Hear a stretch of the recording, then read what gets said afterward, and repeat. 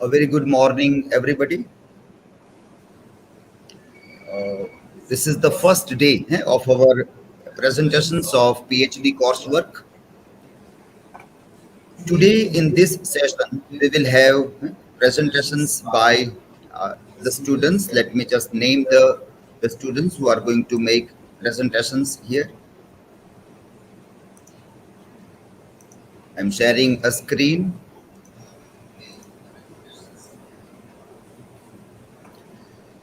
So we will have first presentation by Alpa Ponda, and she will make a presentation on literature review, what, why, and how. Then Asmita Patel will make a presentation on organizing literature review. Jayati Thakar will make presentation on study of non-academic and academic writing uh, with reference to qualitative research work. She will be followed by Kavisha Alagiya, who will read on the scholar's life. After Kavisha, Kishor Chaudhari will make presentation on plagiarism and academic integrity. He will be followed by Kunj Ganatra, who will make a presentation on annotation of bibliography. After Kunj, Lalji Baraiya will make a presentation on using online and print resources. After Lalji, Mehal Pandya will make a presentation on mechanics of writing. And the last presentation of this morning session will be by Nayan Vasan, who will make a presentation on format of PhD thesis. The second evening session we will start after 2:30 on the same similar topics on research methodology. So let us start our presentation with the first presentation by Alpa Ponda. So Alpa, you can come and start now.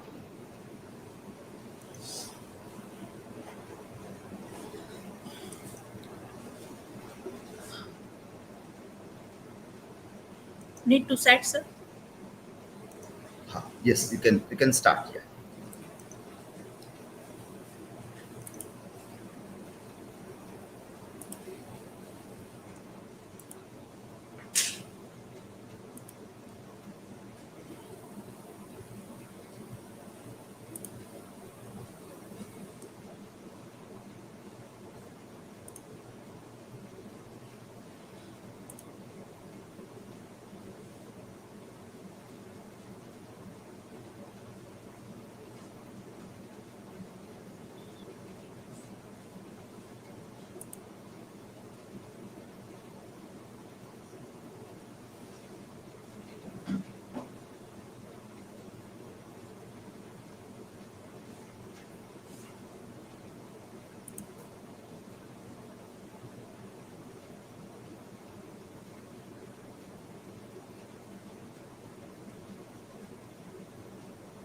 The presentation is visible, sir?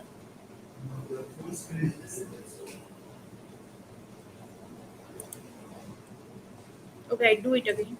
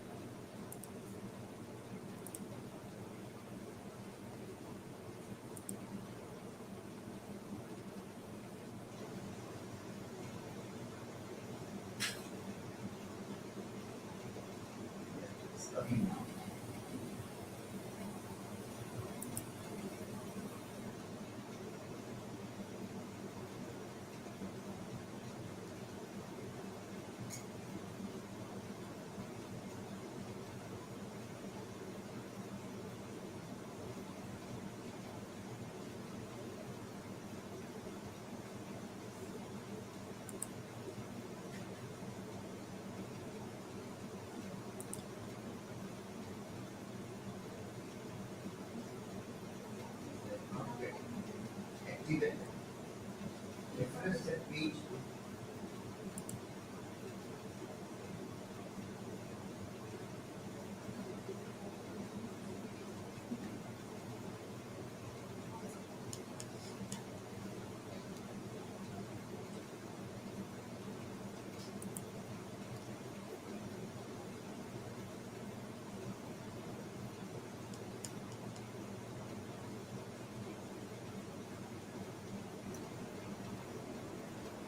Yeah, maybe because of slower internet, it is taking some time.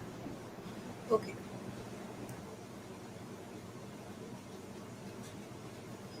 The presentation is visible, sir. Okay. Uh, Good morning, one and all. Myself, Alpa Ponda. Here I am.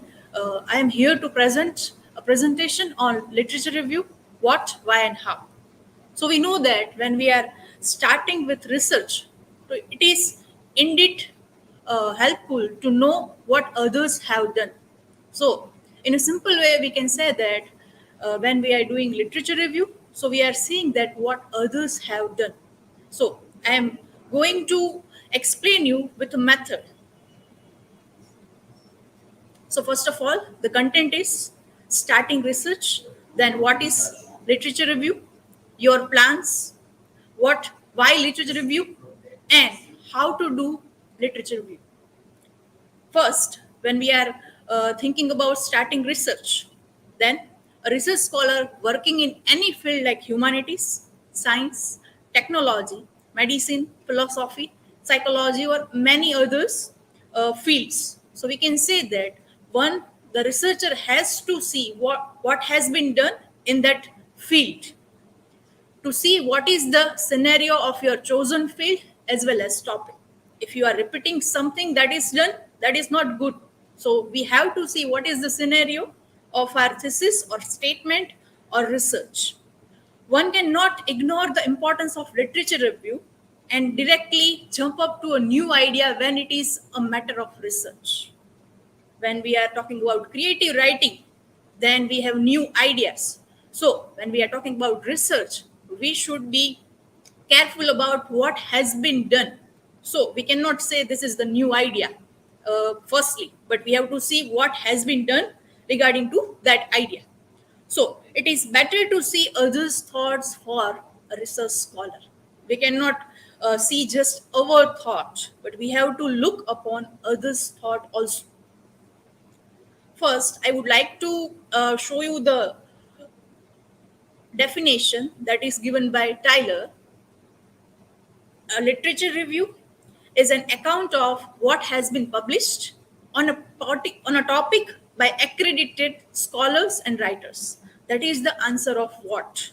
In writing the literature review, your purpose is to convey to your reader what knowledge and ideas have been established on a topic and what their strengths and weaknesses are. That is the answer of your why.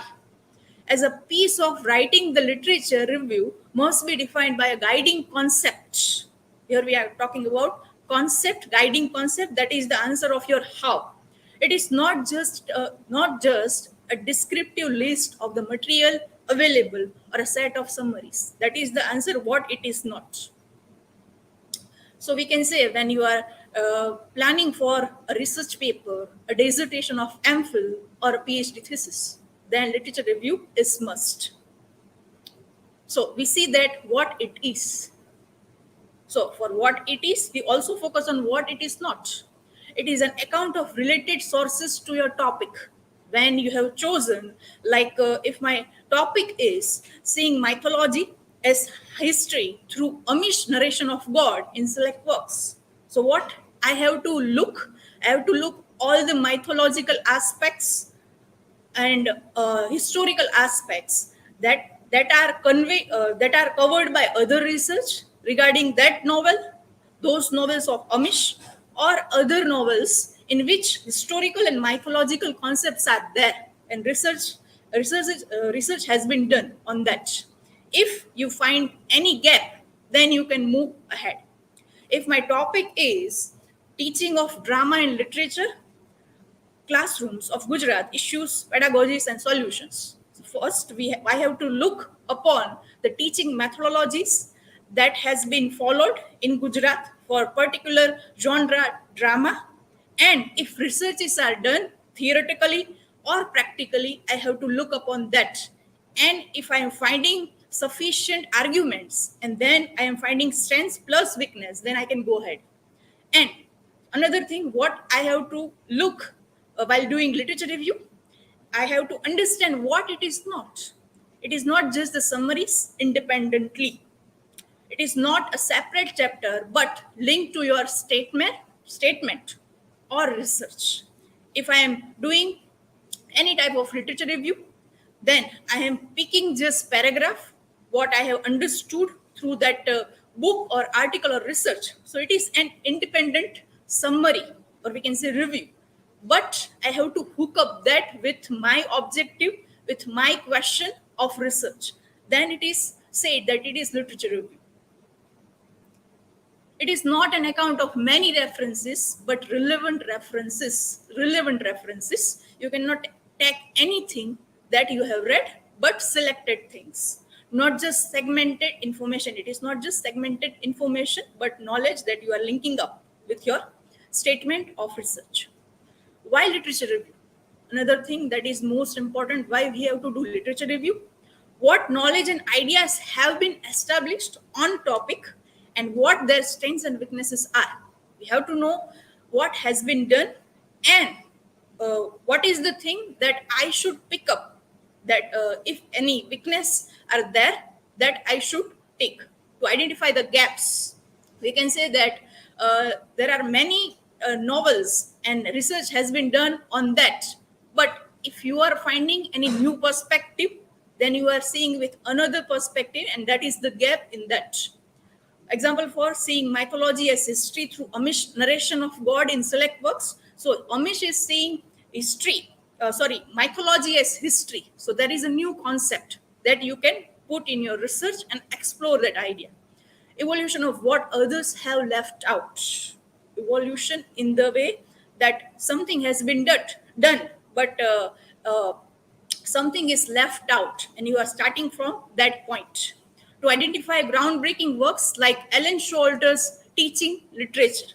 You are seeing literature review, it means that you comes to know that there are many authors who have worked in your field. Contextual reading, then opposite and similar reviews. When you are working and you are going through literature review, then you find that there are many opposite views than your research statement, and you are breaking that view in your research statement. How to do a research review? That is a methodological process.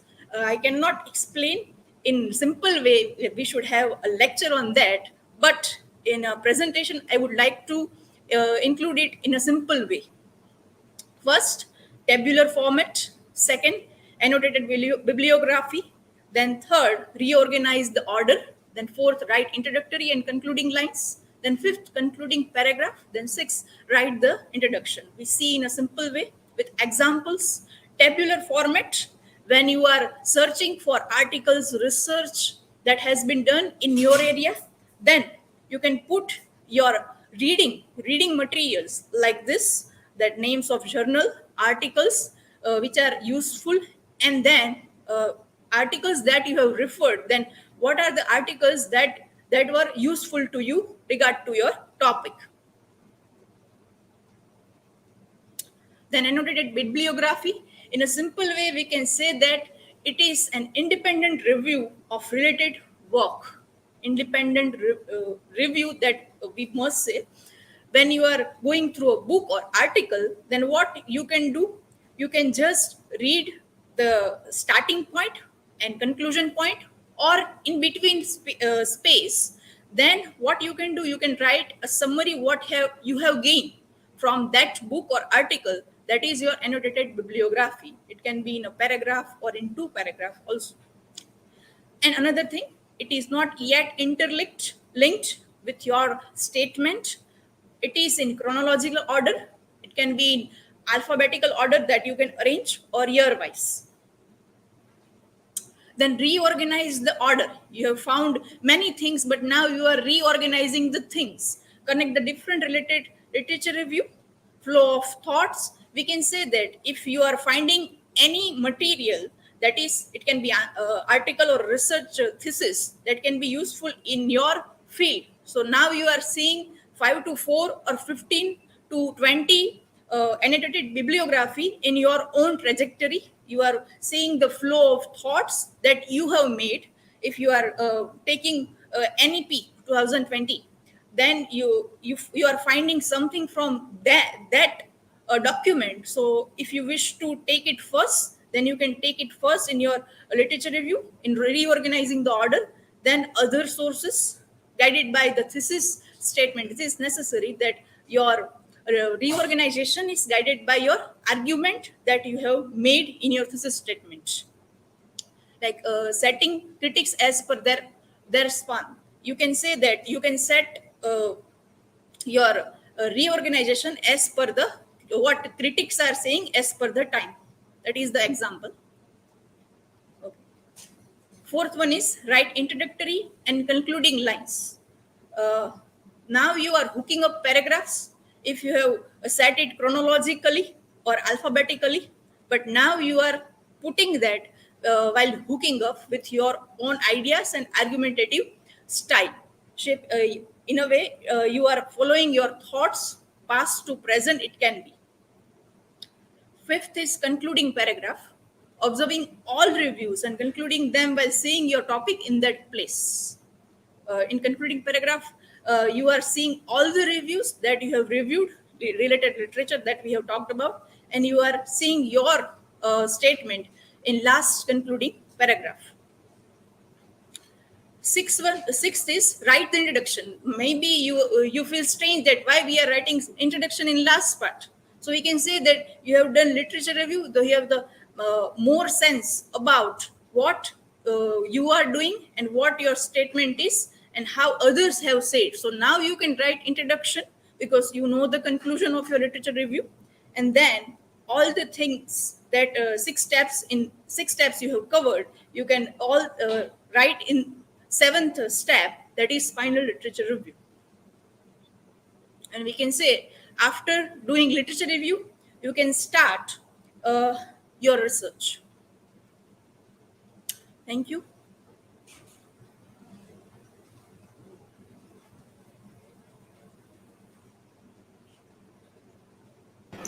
Yes, so we can have questions now.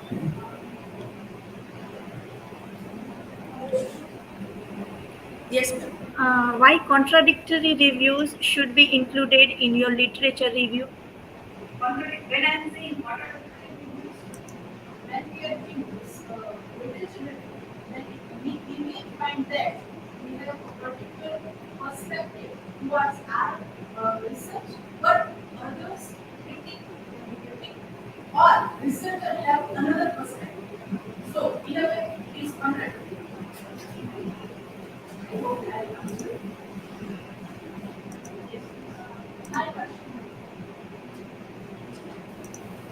My question is the literature review a complete process according to you? Complete process in what way? That as a research scholar, if I am thinking that I have touched all the reviews done in my criteria before, and I have touched all the criterion, then I might be mistaken there. Yes, we cannot touch all the criteria, all the things in our field, but where we can reach. The seminal works we have to focus. The seminal works can be the answer in that way. Thank you, ma'am. Okay, so the next presenter now. Yes.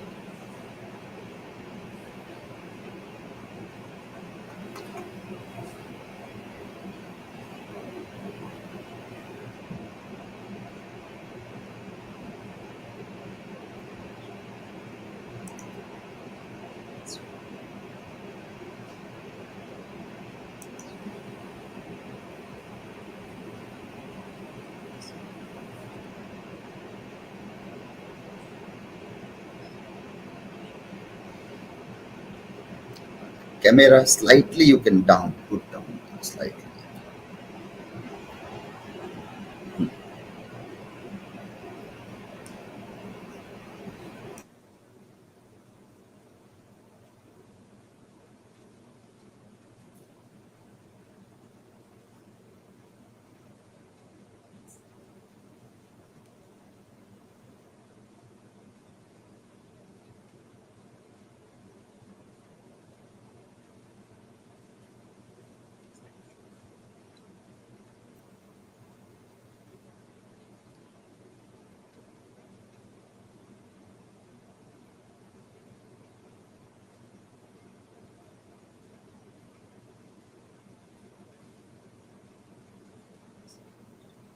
So is it visible?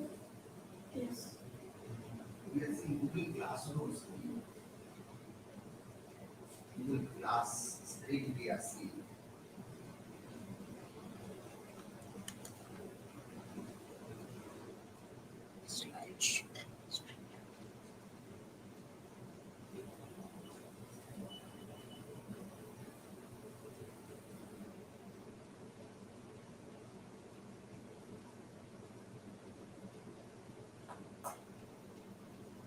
नीचे नीचे blue.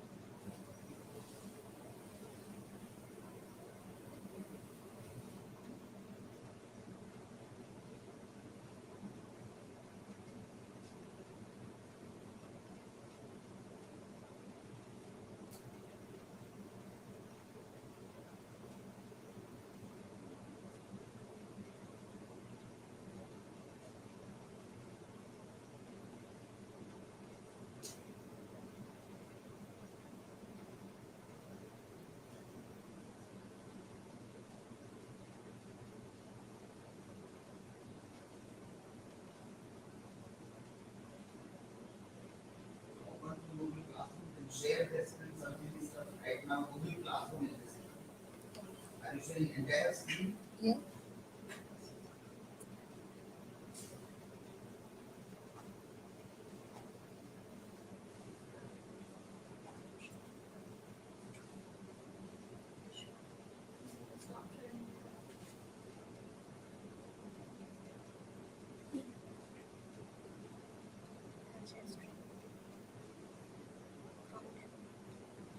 Presentation તમારું title શું છે?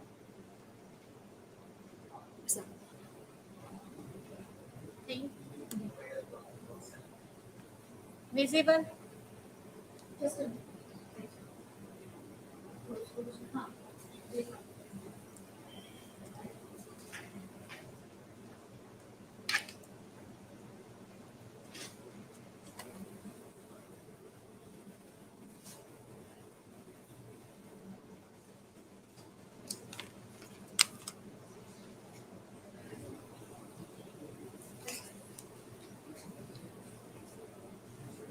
Shall I start? Let's come.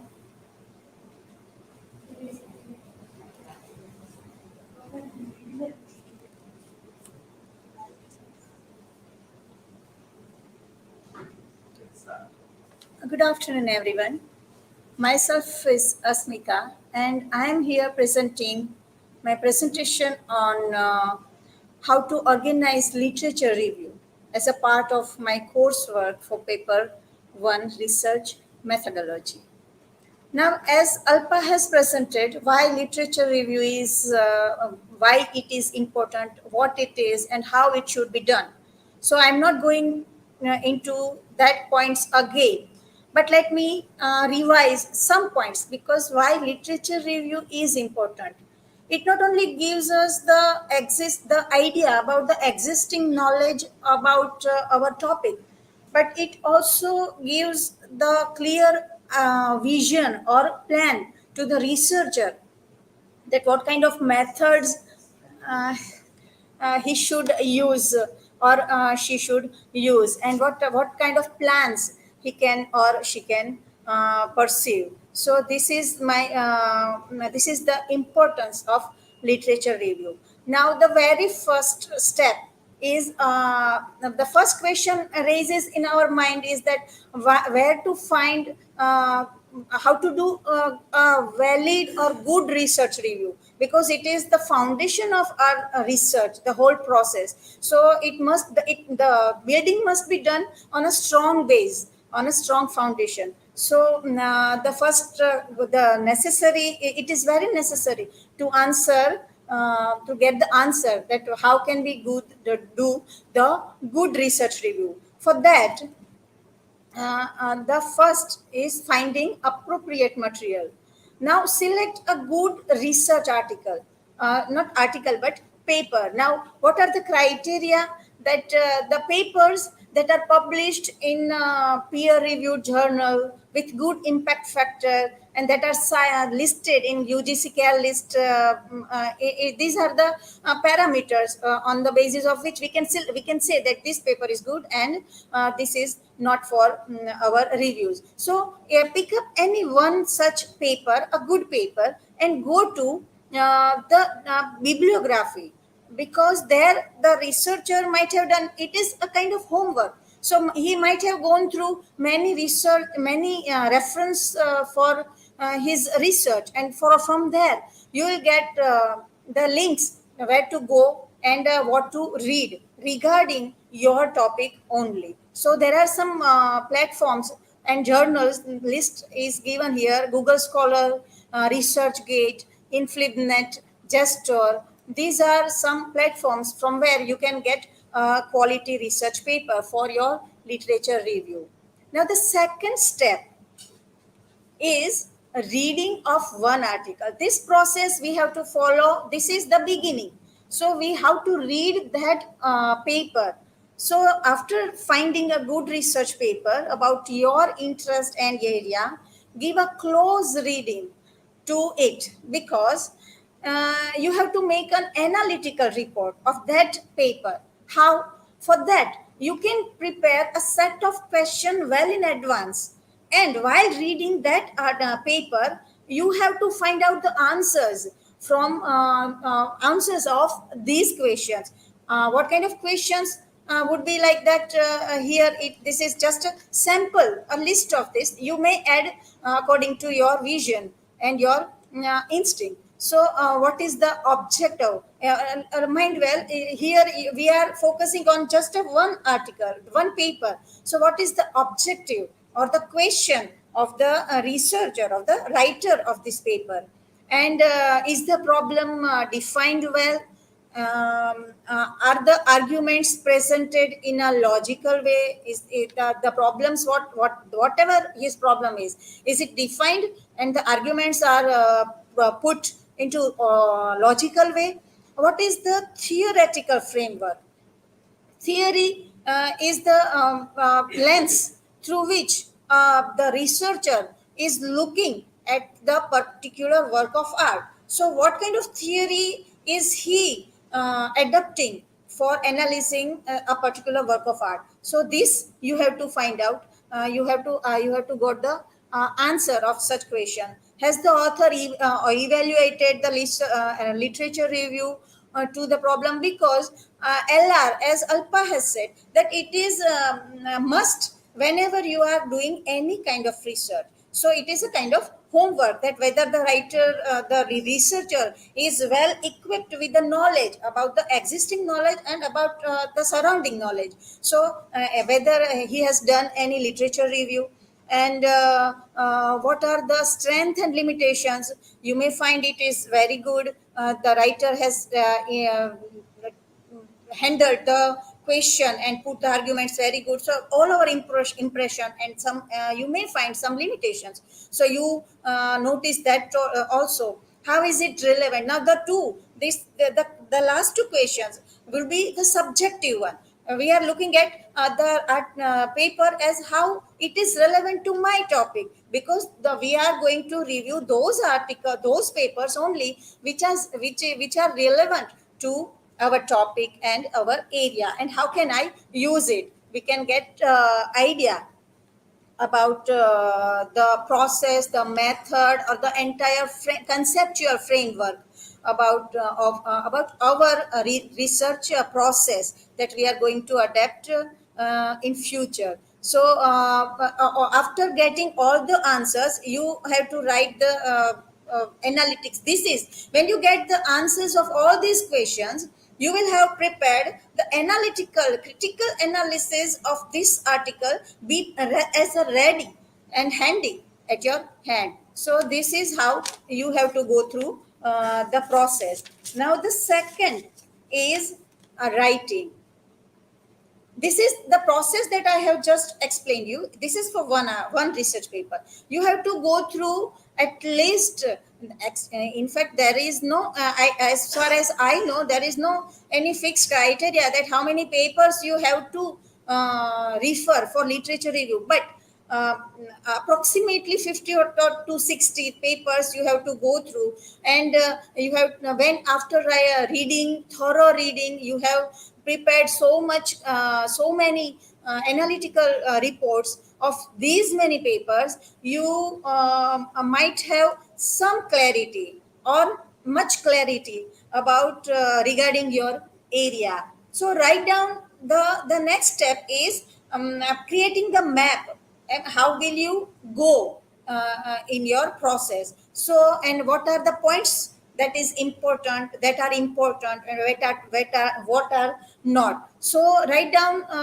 your main ideas into major points and sub points, and the main ideas of other that you have gone through, other writers, other researchers, write down those ideas also.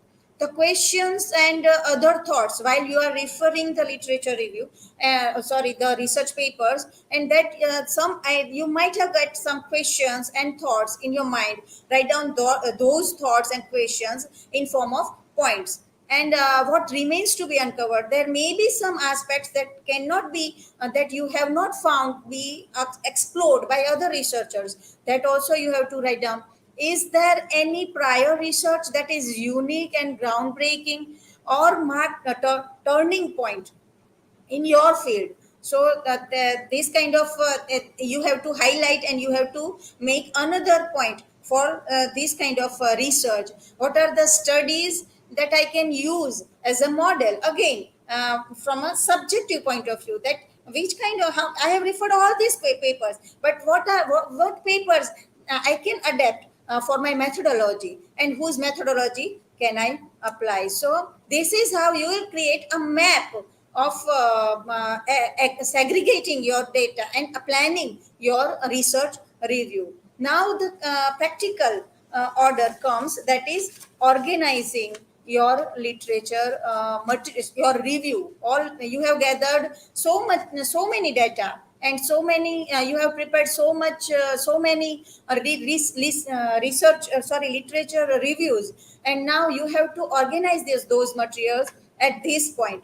So organize the material section wise according to themes, theories, chapters, and relevance.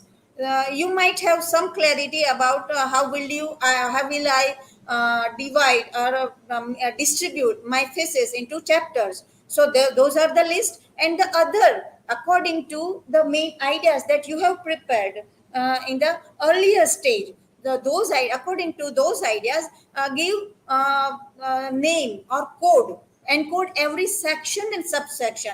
You give a specific code. For example, T for theme, O for theories, chapter 1, C1, C2, C3, just like that way. And every article should be saved with the code of the file name. You create a separate file for each section, and give the articles you have gone through. You give those articles should be saved with the file name, and what is the file name? The codes, that is it going for themes, is it going for theories, is it going for chapters, just like that way. And save a list. This is very important. Save a list of codes to avoid any mess, because when we it is just like if we forget, if we give the names, if we give the codes and we forget the codes names, so it is like locking the door and forgetting the key. So keep a list of codes at a safe place to avoid any further mess, and add a separate bibliography for each section and subsection, because it will be handy while referring these sections, and also it would be helpful while assembling all this material into your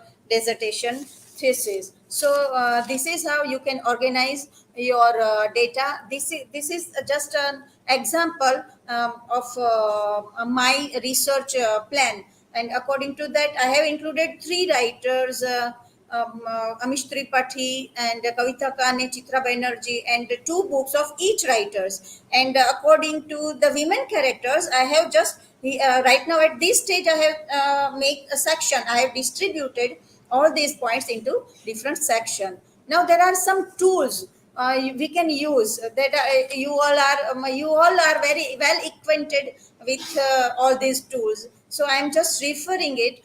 Tables of content and index, it is helpful for referring a book.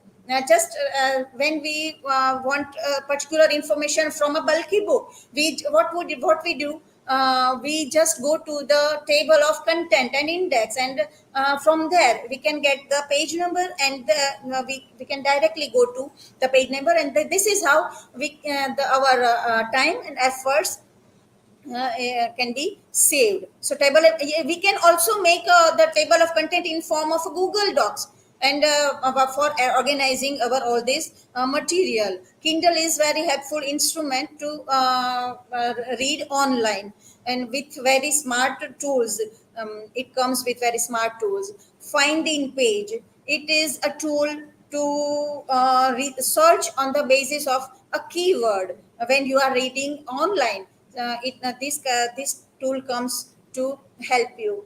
Bookmark is to identify the passage later, and insert comment while you are reading a particular work or particular art paper, and or a book, and you want that at that time some kind of arguments come into your mind. There you can add comment, and in form of insert comment. This is a tool that help you to note your observation and to cross connect. There you can add you can connect it with the hyperlink, so that whenever you are revising it, you can go to the hyperlink, the original source, and you can directly refer the all this the original source of that content. So this is how it is very important to organize. It is not also only to do a good research review, but it is very important to organize from the initial stage, so that whenever at the end of a research journey, it would be very helpful.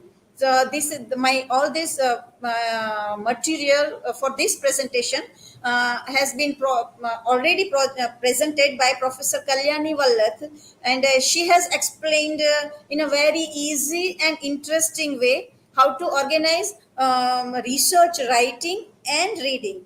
I have referred her video, her presentation. Here, this is the link of the YouTube video Barad sir has posted. You can use it for further reference. Thank you from my side. Now, if there are any question, I welcome. My question is for you that is the influence of others' review in the face of literature review a good remark in a research work? Sorry. Okay, explain. Is the influence of others' review in the face of literature review is a good remark, remark in a research work? Yes, because research work is what others have what others have the ideas about your topic and your area. This is what the literature review is. So it is you must go to the reviews of other researchers. That is the literature review. Yes, sure. You talked about qualitative research to be identified, and you referred that we need to refer journals which are peer reviewed and UGC careless journals. So, because according to you, they ensure the qualitative research. So, what is the guarantee that these journals which are UGC careless or peer reviewed guarantee quality? Well, I don't know what is the guarantee, but generally it is said that you have to go to the peer review and with good impact factor, and plus and minus points. Minus points. There is always pros and cons. So for if you want to double check the qualities, then you have to go deep into it. How we should go into that, I don't know. Sorry. Yes. So I have a very practical kind of question. Like we are when we are while we are reading an article, and when You mean we paper? want to know something, and if we jump to the references, and we find that another article is there, which is more qualitative than this. Yes. While looking at the title, we can know that. So we jump to the another article while we are reading this in the middle of the process. So, Yes. what are your suggestions on how to tackle this kind of Well, issue? you have to make a list where how to. First of all, let me finish this work and the earlier article, or sorry, paper, and then I will shift to this one. This happens. This always happens. That while referring, while shuffling for all these things, while finding for good matters, the links are there, and we just click, and there we find a better option. But we have to control ourselves, because then at the end of the process we won't get anything close, I mean the solid. So this is how we have to constrain ourselves. Okay, then, thank you.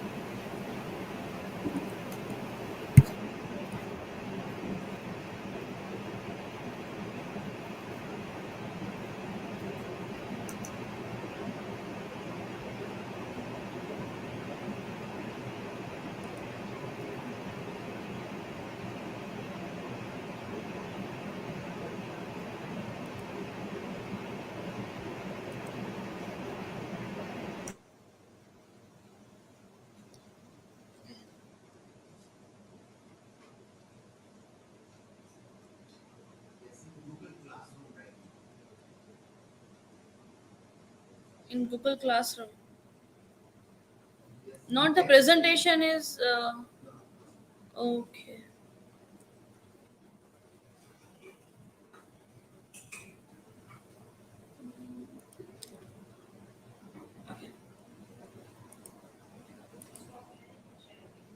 First share the screen and then open. So then screen will start. Share Oh, entire screen, okay. then go to Google Classroom, then PPT and Google Slides. First of all, share. Oh, okay, sir. Still, is it not? Oh, Google Classroom. okay, sir. Okay.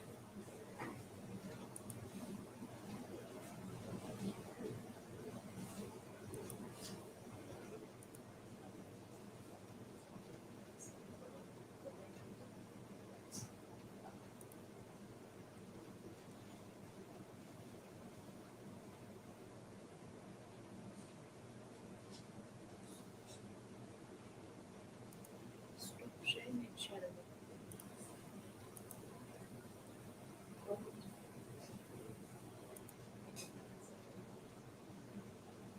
Sorry. Sorry, now,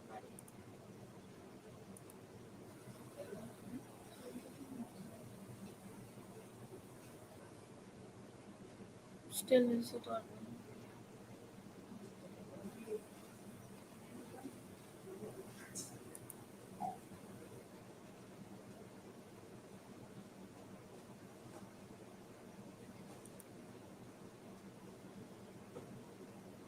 Can you find it on the screen now? Thank you.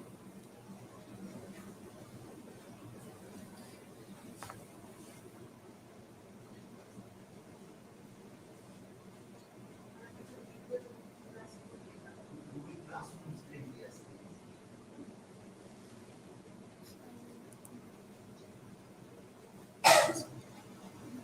Okay, just a minute, sir. What I am doing right now is. eh,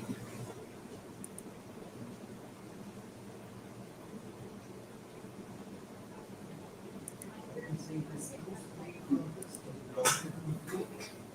this Lalji, Lalji Kishor again. Is sharing the screen? Yeah. Is it there now? Yet not. Coming up. Uh, uh, Thank you. First of all, good afternoon to all of you. My name is Jayati Thakar, and now I'm going to present study of non-academic and academic writing in reference with qualitative research work. That is a topic out of paper one research methodology. There are the synopsis about this difference between non-academic and academic writing, the academic writing process, things to keep in mind for academic writing, things that should be avoided in academic writing, and then the last, like the examples we do have. The academic writing process. And the first of all, we have to distinguish between academic and personal writing, that is non-academic writing. Then the grammar of academic discourse and the visualizing the text. To know academic writing in a better way, first of all, I would like to start with non-academic writing in brief. Non-academic writing that refers to a piece of writing which focuses on a general topic rather than any academic topic. It is instead for a lay audience or the mass public, not for a particular or specific group of people. These types of texts mostly are personal, impressionist, emotional, or subjective in nature. It includes magazine articles, personal or business letters, novels, websites, text messages, autobiographical writing, emails, newspaper articles, etc. That it often do not contain citation and references. There was a chart here, but it was not there. Okay. Often do not contain a citation and references. That is non-academic writing. It is less likely to clear and organized. Purpose is to inform, to entertain, or to persuade the readers somehow. Mostly grammatical errors are avoided that are not chiefly observed and focused enough by the people. That the liberty is taken from the creative authors and writers, that they take this liberty and no one judge them. Informal writing and simple language is preferable most often. Non-academic writing can use short forms, idioms, and slang as well. Readers are family and friends, not the specific audience is there, based on any general conversation or topic. This is the brief idea about non-academic writing, that how it works. Now, stepping forward to the academic or a formal writing. Academic writing refers to a piece of writing which focuses on specific academic subject or topic. Mainly, academic writing are based on academic findings and academic research, and it intend to for a scholarly audience. It includes scholarly essays, research paper, or dissertations. Content is based on serious thoughts. It may include complex sentences, structures, and formal writing. Writing literature review is one of the most essential part of any academic writing. Academic writing is structured in manner and error-free. It must be. Its reader includes academicians, not any lay public is there, not mass is there. It is organized and well planned. Grammatically, it should be correct. Provides strong evidences. It contains citations and references as well. Examples of academic and non-academic writing. Here, I have taken a single example of academic and simultaneously of non-academic writing, just to differentiate between these two. This is a piece of writing. Uh, the reciprocal relationship between reading and writing has become a focal point of language one and language two literacy research. This is the para, and that is academic write-up. As you can see, the evidences of this write-up, that is academic writing, we can refer to this things that is objective in manner, highly profound language, passive tone of writing, vast use of appropriate vocabulary, grammatically correct, complex writing structure is there.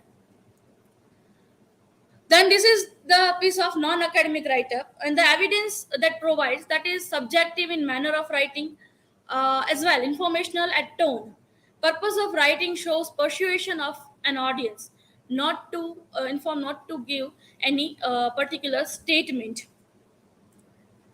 Visualizing your text, how one can visualize the text while they are coming from the for their academic work or research work. One up to start their academic work, they can these are the three types they can start with. First of all, with material, keep the all material handy that can be useful whenever they need it. Start with purpose. First of all, the purpose should be clear of any research work or any academic writing that is going to be start and going to be accomplished with a particular purpose, and it should not be driven or mislead anyhow. Start with audience, and that is the most important thing, that know your audience to whom you are going to present this research or thesis or work, that who are the people, how far they are aware or acknowledge of this topic, what things can be covered, what things can be omitted, what things can be touched enough that they can understand the concept easily. Things to keep in mind, that is expand vocabulary. uh, for example, there is a word god. She got a Best Arguer award in her academy. But rather, we can replace got with the obtained, received, or acquired, that are better words and vocabulary that can be used in academic writing. Use thesaurus. That is a book provide, thesaurus.com, have a near about concepts and the synonyms in a better way that one can find for the academic and scholarly writing. Use formal language. No slangs can be used there. Vary sentence structure. Rather than using a simple sentence structure, one should prefer the complex and compound sentence structures in their academic and the formal writing. Write clear introduction and conclusion. That should be connected somehow. This is the what we say, that introduction, it should be clear. It is from general to specific, and then quoted with a particular quotation or thing that can also be related to the conclusion. At the conclusion, at lastly, that can create a whole frame of your write-up of your academic work. Know your main argument and back up with evidence. Yes, one cannot be misled by their main argumentation, and always with evidences and proofs to provide that particular thing in a better way. Weaknesses that be avoided. I particularly took this from Pujaba Jadeja's presentation, and I have put it here. That a euphemism. Euphemism is scrutinized as a dishonest and misleading thing. I probably say that this is a massive use of things. This particular things can mislead audience and readers to a particular from a particular conclusion. So that is why the massive use or the excessive use of this particular thing should be avoided, not completely. Then Deadwood, unnecessarily difficult, long, or simply necessary phrases, words that belong to the archeries of academic writing. That should be avoided. Then smothered verbs. Writer takes strong English verbs and turn them into nouns. Then they have to insert another verb to make sense. Then it will take a long process as well. It can make put their audience and readers in a dilemma. That can also create deconnectivity with the thesis, with the work. So it should not be there. Then jargon. Words or expression that are used by a particular profession or group of people and are difficult for others to understand. In words of Atanu sir, every discipline has jargon, and they cannot be avoided or deleted or omitted completely at all together, but the massive use of this thing should be avoided. That can mislead the content, mislead the audience, and create a disattachment with the particular thing. Gobbledygook, it is also like jargon thing, that language that is meaningless or is made unintelligibly by excessive use of technical terms. than inflated constructions that try to avoid using inflated fiction if a simpler phrase works equally well. These are the things. Um okay. Here I have taken this references to complete this presentation. Uh, Session is open for the questions. Yes, please. You distinguish between academic and non-academic writing. That is to say, personal writing. And Yes. you say that in non-academic writing, we go for personal. It is personal in nature, right? And that is why we cannot use it. By that token of that logic, we cannot use personal pronouns in academic writing. So Yes. my question to you is this: if I am researching, and then also if I am not writing personal pronouns, so do you not find this categorization between academic and non-academic writing very arbitrary? Because what is the logic? If I am researching, so why do I write the researcher instead of writing I? Because I am doing it. My question to you. But that thing should be there. As far I understand your long question, thank you for asking this question. But as far I understood the question, I say that that particularly the detachment with the topic should shown in academic writing. That particularly, even though I am preparing this, I cannot refer to that I have done this or I am doing this. That I should be avoided in research work and criteria, as far as my thing, this, understanding, and it is required that as well. Do you mean that we should not take the ownership of what we are writing? Yeah, it is. We have the ownership of that thing, but we should not mention it time and again while we are doing these things. So this detachment with the thing should be there. That is, as an observer, we are doing this. We are not part of it. That is why we can get biased or prejudiced towards a particular topic or thing. So by writing the word research, do you think that we will not be biased? It becomes very Probably. At complicated, least we right? are trying to do. Thank you. Thank you asking for this question. Also, other question. What are the role of linguistics markers in academic writing? Like how it helps. You can describe your inputs on how it plays a major role. Can you come again the question again, please? So we have this linguistic markers, like it gives us a stand that we are not directly saying something, but we are taking a particular stand. Like we use, however, on the other hand. Yes, So the connectors. yes, correct. The compound. The question is that how we, it has a huge role, because somehow putting things, language, it has its tone too. I personally think that language has its tone too. Whenever a reader is trying to read, they are actually commuting with the text. So these things make that in a chronological way. They put them contained in the chronological way, that create an imagination that what author is trying to create for readers. According to me, it has a huge role. Yes, ma'am.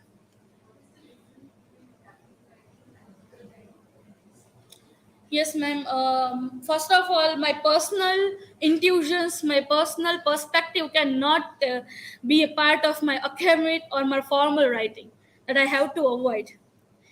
The first thing is that, and the second is it is to for particular group of people. It is not maybe generalized with a general topic or a conversation that can be lead, that we think that we are in a middle of a conversation, we lead something to write up. If it comes to academic writing, we have particular purpose, we have particular thing that in our mind, and we cling or stick to that particular thing till the end with proofs and evidences. I think that is the major difference between. There are a lot many others. Thank you. Any one other? Oh, okay.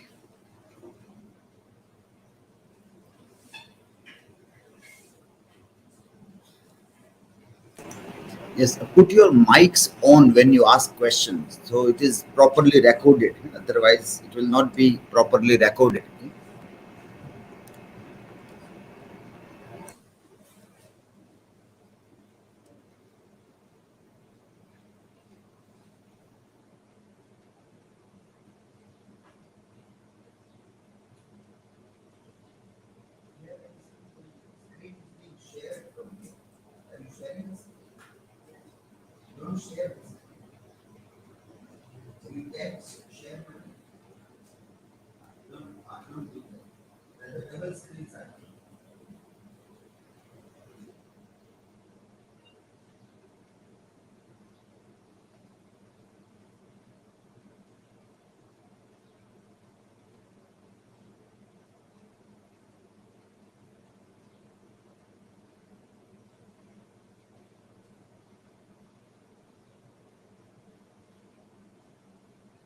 You want to make full screen, then on the screen, if you move your cursor, you will be able to see full screen.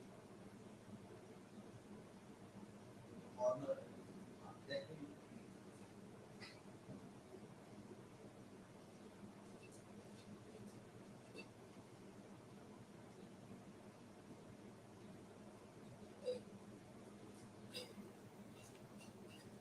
Due to low internet, sir, it is taking time.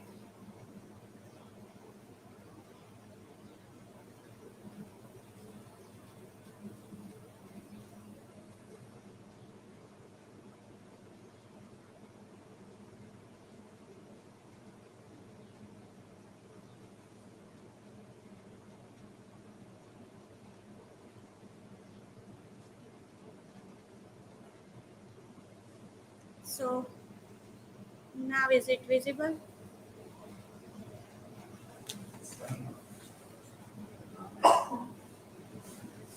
open in Google Slides.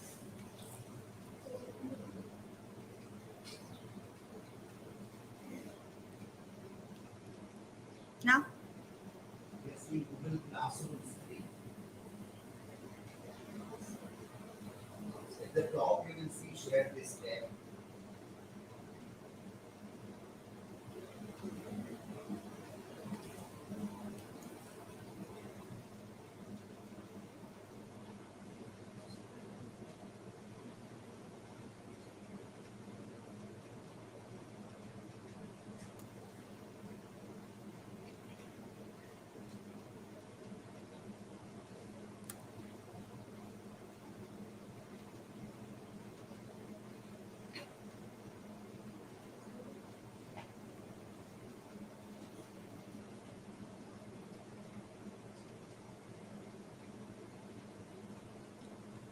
Now is it visible?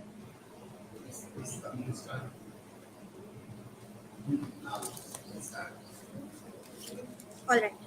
So, very good afternoon, everyone.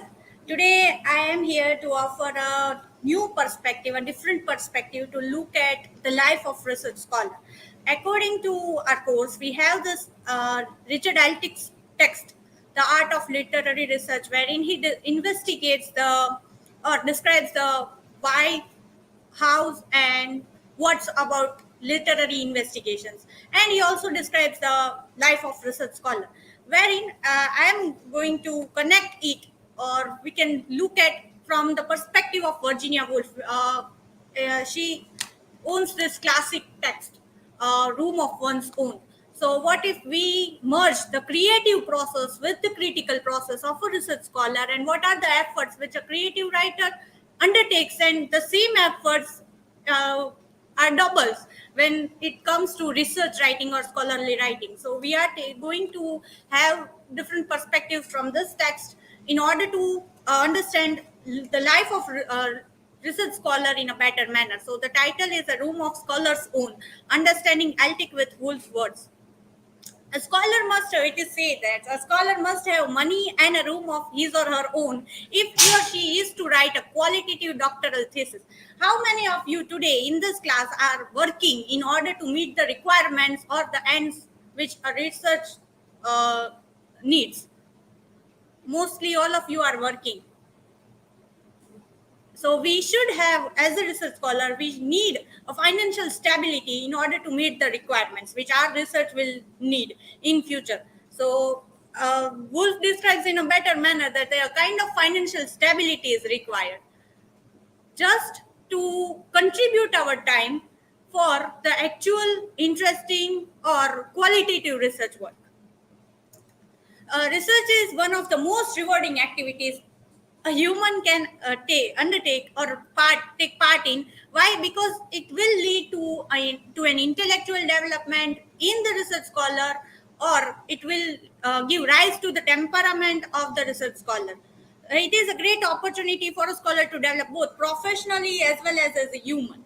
So research is what first of all, let us investigate what is research. Research is a full of uncertainty. We don't know when by reading all the extensive amount of works where will we arrive at the end. It is a little like hunting for an elusive creature which may not be quite what we expect, or may not even there at all. But then if we already knew all about it, we won't need to look. So it is like a creative process a research scholar undergoes.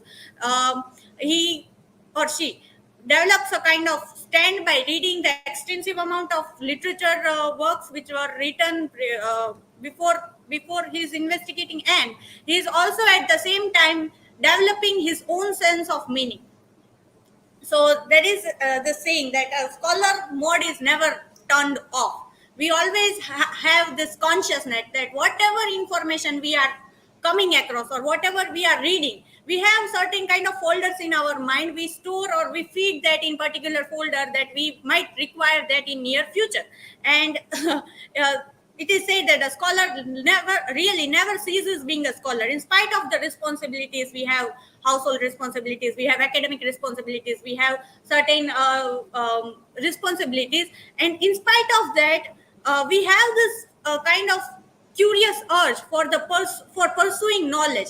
We are unable to stop wondering ourselves from what we are doing with our research. So always we have this curious urge about our research, even though we are not completely surrounded by our research topics. The state of being has its own reward, as I said, that it gives a kind of intellectual joy, or it provides intellectual satisfaction of researching something, the topics which we like. And the scholar mood needs critical thinking, rigorous research, and academic writing. Now, coming to scholarship. So, scholarship is a highly organized and sophisticated intellectual discipline in the academy, and it should be, or it always should be, free from the personal prejudices, personal biases. So, it should be isolated from all the biases, be it religious, be it ethical, be it um, displaying the horrors of caste, creeds, certain things, genders even. So, like a creative writer, research scholar should also be free from all the prejudices, all the biases when he is writing or she is writing objectively the qualitative thesis. Uh, there should be a good emotional balance. There's because we are pursuing something, we are investigating the unknown. We are going from known to unknown and coming back to something known. And then intellectual democracy is there, which is the highest kind of democracy we can find in the life of research scholar. Then code of manners and ethics. Scholars has his code of manners and ethics, the heart of which is the proposition that we are working together for the benefit of society.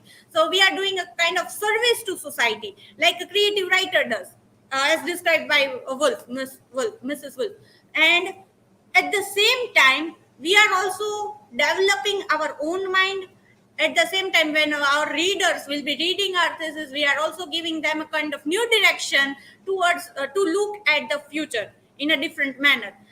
So we should not cooperate with our research in any kind of with any kind of personal things. So we should be objective rather than becoming subjective, and we should not cooperate, because if we will cooperate with our research, then obviously we are going to be cooperated with in near future. And time and again we will face this kind of blank zone. If we will read something, we will go in every detail, we will investigate in details about our research. Then there will be a moment that we will feel that we are blank, what to do after this step. So always Altic describes two principles. So what we should do, we should ask, or we should describe about our research with other people, so that we can get some inputs which can be helpful in our research, as well as keep up with what other people are doing, so that we can have some perspectives, we can have their insights of looking at our own research. And obviously we have this the immediate source of help is our experienced academic research guides, which who will help us when we are in this zone. And there is a scholarly competence among the researchers, because always we will need a kind of guidance, proper guidance.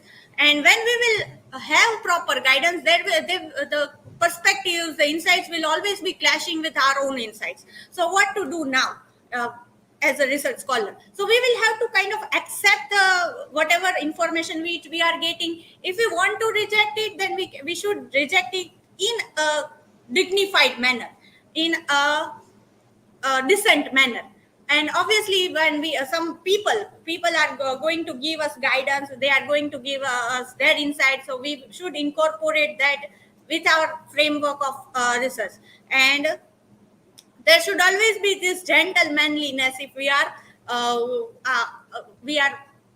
exploring the controversial issues of our thesis. Then there are ethical standards. Obviously, who will find PhD research scholar as a doctor, or who will give more importance to these MBBS doctors? If people get heart attack, or if people find something wrong with their health, then they will immediately call this MBBS doctors or BHMS doctors. Our value there is decreasing in terms of doctorship or in terms of scholarship. Though we had contributed large amount of our life in a particular field, still there is this thing which discourages the research scholar in giving maximum inputs to the society. So there is this controversy, or there is this issue where the research scholar will always face in his or her life. So one, as a research scholar, we should not think that our efforts are futile, our efforts are less valuable. So we in order to be a good research scholar, we should always be helpful to the society in terms of our thinking, our intellectual capacity, because our intellectual capacity or our thinking capacity will always be more than the other people, because we are investing our large amount of time for a particular discipline. Now, valuing our work, we should seize the opportunity, each and every opportunity to interact with people. We should make them conscious or make them aware about our own topic, because there are certain topics which people might never have come across in their life. And the best, we should create this vibe with what Matthew Arnold used to say: the best that is known and thought in the world. And how that can be started by catering new and fresh ideas in the society. And how that can who can fulfill that need, that is a research scholar. And generally, yes, again coming back to Wolf, generally material circumstances are against it. Whenever we are going to, as a research scholar, when we are stepping in the society, our society has this mindset that they will never going to support us in a manner which we require, the support which we require. So they are going to be against this PhD kind of things. Dogs will bark. There will be disturbances, endless disturbances. People will interrupt. Money must be made. Health will break down. But further accentuating all the difficulties and making them harder to bear is the world notorious indifference. So, in order to survive in the society, a research scholar will have to face all the things, and then also they will have to develop a such kind of temperament that will help them to sustain in this society, to sustain with their literary works, with their literary topics. Here are the works cited. Thank you, everyone. Now I'm asking for questions. The questions are welcome.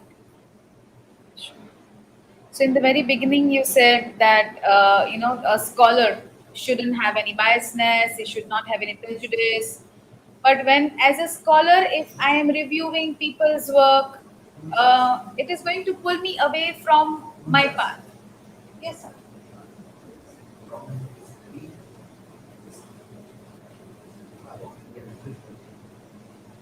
So I may move away from a particular path. I may want to prove a few things wrong.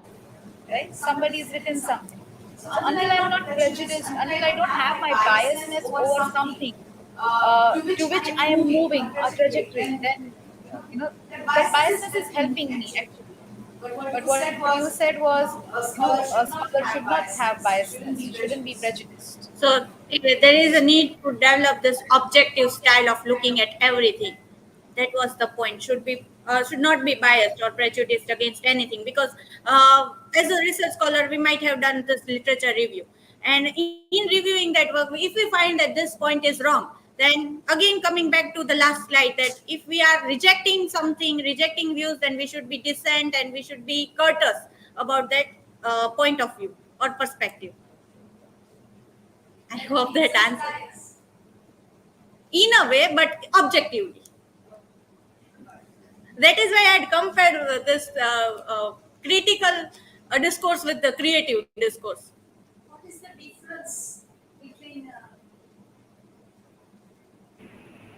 What is the difference between a scholar and scholarship? Scholar, being a scholar is giving us this tag of being a PhD research scholar. Like we are investigating or we are going deeper into a particular discipline. And scholarship is we are in that zone. Our environment is providing us that zone, or we are developing our room of scholarship. And we are, as I said, going back to the slide again, we are developing this intellectual curiosity or intellectual mindset within ourselves. That is the scholarship, because we are going in that room, we are entering in that room mentally. Any other questions? Okay, thank you so much.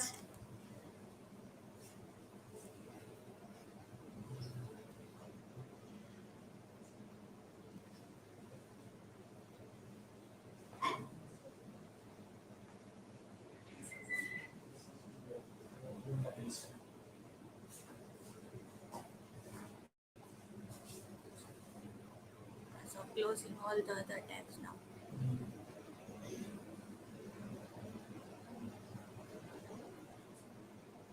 Going back to classroom. This is your.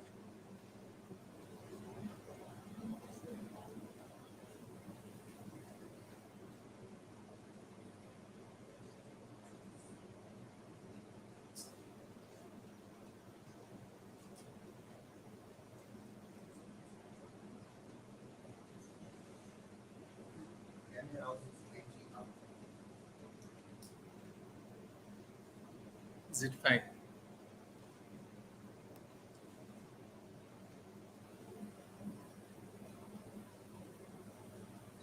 This one. Okay. Slideshow.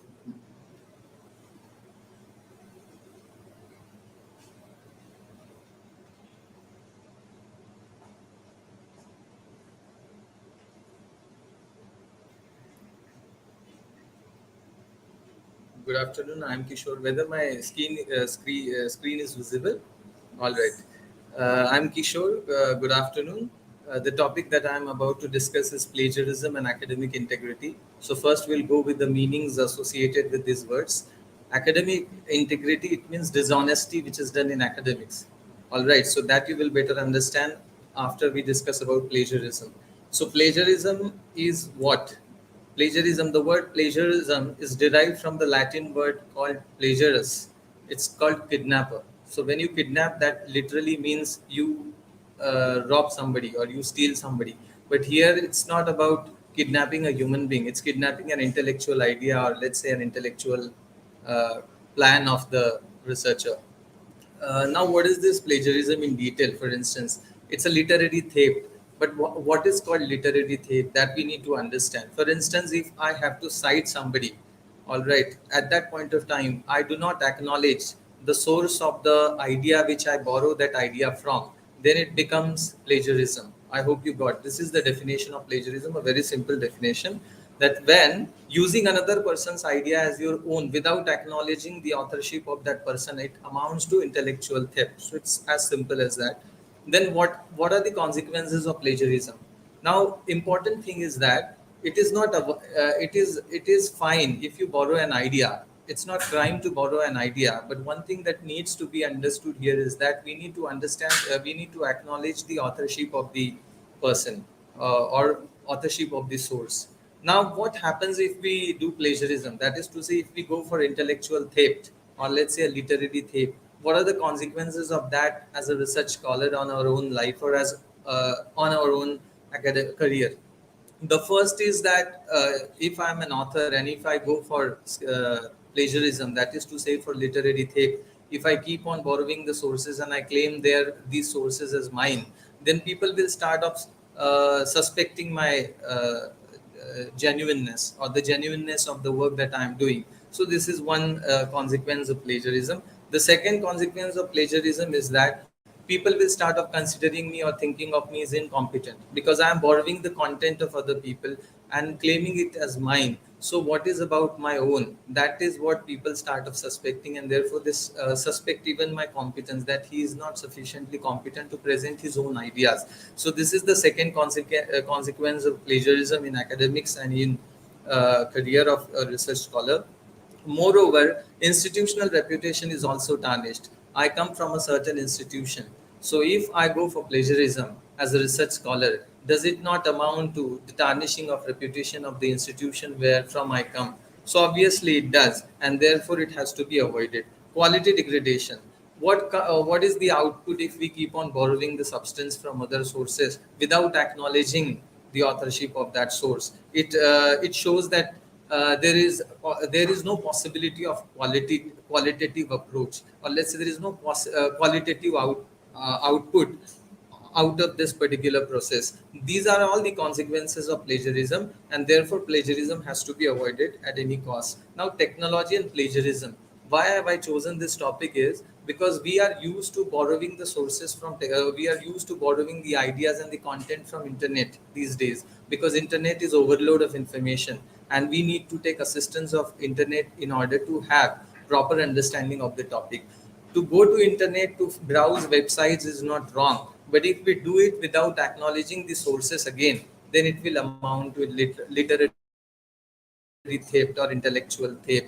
And therefore, while browsing the websites, we should not be oblivious of acknowledging the authorship. So this is what the slide talks of. The next one is forms of plagiarism. Now I'll talk about how the plagiarism operates, or how forms of plagiarism. How does the plagiarism take place? Now, plagiarism, it means, for instance, in general, what we do is we take a particular quotation and we put that quotation in our research article or in our literary work. While doing so, we cite the source of that particular quotation. So and if we do not do that, then it amounts to literary theft. That is to say, it amounts to plagiarism. But apart from that also, we have to understand that plagiarism does not just is centered around taking the quotation and putting it inside and without acknowledgement of the authorship. It is also extended to paraphrasing. All right, because generally what we do, we become very oblivious while we paraphrase the idea of another author, and we claim it, we paraphrase it, and we take it very literally from the source, and we claim it to be ours. So we need to understand that while we are paraphrasing an argument of the author, then we have to understand that the linguistic structure entirely has to be changed, which I do not agree with this. I don't think that linguistic structure has to be changed, but that is what is given in the book, so which I disagree with. We can have a discussion about it later on, because if, for instance, I'll come to that later, but now I'll give you an example. See, example is given here. There is a book called Wendy Martin's book, Columbia Literary History of the United States. And look at the original source. Some of Dickinson's most powerful poems express her firmly held conviction that life cannot be fully comprehended without understanding of death. Now this is the original source, but instead of writing, now I have read this, I have read a book for, I mean, I'm explaining you, supposedly I have not, supposedly I have read it, I have not read it, by the way. For example, this is a book, Columbia Literary History of the United States, and I have got this particular quotation, or let's say this particular idea. Some of Dickens's most powerful poems express a firmly held conviction that life cannot be fully comprehended without an understanding of death. But instead of taking it as it is, I change my linguistic structure and I put it this way. Emily Dickinson firmly believed that we cannot fully comprehend life unless we also understand that. Now, this is also called plagiarism. The reason is because I do not acknowledge that this is not my view. Emily Dickinson firmly believed it is not I have searched, it is somebody else, it is Wendy Martin has searched. So therefore I need to acknowledge the authorship, that it is Wendy Martin and not I. If I directly, instead of acknowledging the authorship of Wendy Martin, if I write it this way, Emily Dickinson firmly believed, then it amounts to literary theft, that is called plagiarism. Taking a particularly apt phrase, for instance, we borrow phrase which is given on a screen, for instance, lingua culture. It's a phrase in the from this particular book called language shock, understanding the culture of conversation. But now see, plagiarism. At the intersection of language and culture lies a concept that we might call lingua culture. Now, even if this particular lingua culture, this particular word, I have heard it before somewhere else, but then also I have, and then I write it, I put it in my literary work, or let's say in my research, I have to acknowledge the source of that particular concept instead of putting it, instead of claiming it as mine. So this is also to be remembered. So how to do then, how to cite the source of this? There it is. At the intersection of language and culture lies a concept that Michael Agar has, whatever, it's a very difficult name, has called lingua culture. So, all right. So this is the way to cite the source that you can understand and study even in bibliography. So what I told is, I said that if we have to paraphrase if we have to cite a quotation, then cite a quotation. It's not an offense. But if you cite a quotation without acknowledging the authorship, then it amounts to literary theft. That is called plagiarism. All right. And second thing, that even a concept also, when we borrow, but it is discussed or it has become popular because of some writer, but that concept we are using it in our research, but then we have to also mention the source of that concept, where that concept has come from. Instead of mentioning the source of that concept, if we claim that concept coined by us, then it amounts to literary phrase. Moreover, paraphrasing an argument, that is what I do not agree with. I don't now, for instance, you are reading a novel, for example, while you are reading a novel, for instance, I'll give you my personal example. I was reading a novel called A Married Woman by Manju Kapoor, and I read the novel, and then I visited certain books, or let's say research articles, wherein I found that that particular story of the novel was paraphrased in the words of that research scholar, and I found that paraphrasing very impressive, and I thought, why to change it? Why to change it? That is what I thought. And I thought that why not to put it in the way it is there in my own, because I love that paraphrasing, because I found that it's no other paraphrasing can be more impressive and more factual, like exact as it is there. Therefore, I thought to borrow it as it is, but then this particular categorization, or let's say this particular rigidity of the concept of plagiarism stops me to do so, and therefore I have to do it. So we have to consider about it also. For this is what I am saying. All right. Then now paraphrasing an argument, this is an example. It's a very big example. I think we should not go with that example. So what I have discussed here, that is what is very fundamental to understand. What is plagiarism? That is what I talked about. Plagiarism is a literary theft. When we borrow an idea, concept, an argument from a book, we need to cite the source of that particular book, of that particular idea. And if we do not do so, then it amounts to literary theft. That is called plagiarism. We talked about forms of plagiarism, wherein I said you can borrow quotation, no offense, but citing the source of a quotation and acknowledging the authorship of that particular quotation is fundamental.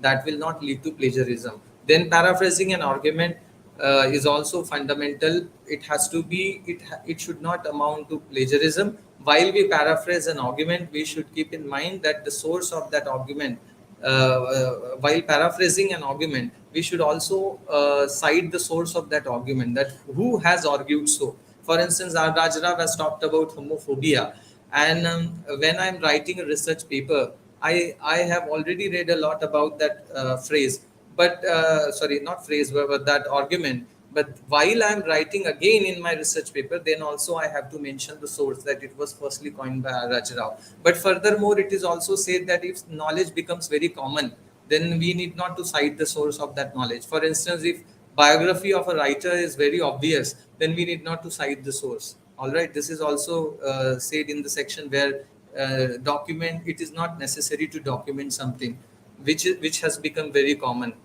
Is plagiarism a criminal offense? Plagiarism is not a criminal offense, but if it but it should not also violate the fundamentals of Copyright Act of 1957, which I have not read in detail. But Section 14 of Copyright Act 1957 talks about the definition of what is problematic when we borrow an idea. If we borrow an idea, only lesser portion of the book has to be borrowed. If we borrow the major portion of the book, then it becomes exact copy. So according to Copyright Act, section 63 of Copyright Act 1957, it prohibits us to do so. And if we do so, even at the knowledge of the Copyright Act, then it amounts to plagiarism. It not amounts to plagiarism, it becomes plagiarism. More than that, it becomes an offense. So you have to understand that when we borrow an idea or when we borrow some argument from a particular book, we have to keep it in mind that how much portion of the book. Now there we'll have to quantify it. So who will quantify? Even I don't know. So, but it's so one thing that we need to keep in understanding, that we need to borrow lesser amount of idea, not exact copy of the book. We have, because reproduction of a book, it amounts to criminal offense, as I said. So thanks a lot. This was there. I think we can discuss a lot. I want to add one more thing. For instance, I was critically thinking in the morning. I was talking with research scholar Nayan sir, and I said plagiarism means plagiarism. It means we borrow an idea and we do not acknowledge the source of that idea. It becomes plagiarism. But for instance, if I have invented something now, for instance, I have read Nandini Praveen. She was a Kerala law student, and I read she had filed a writ petition in Supreme Court to challenge the Special Marriage Act 1954. But to be very honest, before she did it, I read Special Marriage Act 1954, and I had certain objections to to the procedural part of that Special Marriage Act. And I say that Special Marriage Act, it makes mandatory to publish the notice in a conspicuous place, so that people of the so that the other people can take objections whether this marriage is like legal or not. So I had objection to this because it violates fundamental right, Article 21 of Indian Constitution. So this is, I said it even before I read Nandini Praveen's writ petition. But then also, if I go to High Court, for instance, then I'll have to take the assistance of Nandini Praveen, that she has said this. By the way, it was I who said this first. So how to tackle this particular problem? So then the possible answer to this is that we need to go for detailed literature review. That will solve the problem. I hope you got this another argument. And thanks a lot. That's it from me. If any question, kindly ask. Yes. So, we have to do we have to take permission from the writers, or somebody has written some work and we need to like to cite them? But do we need to take permissions from them? Not necessarily, if it is, but if you have to reproduce that, that is what Copyright Act talks about. You rightly ask a question: do we have? Because we have to seek permission before we publish anything of somebody which belongs to other person.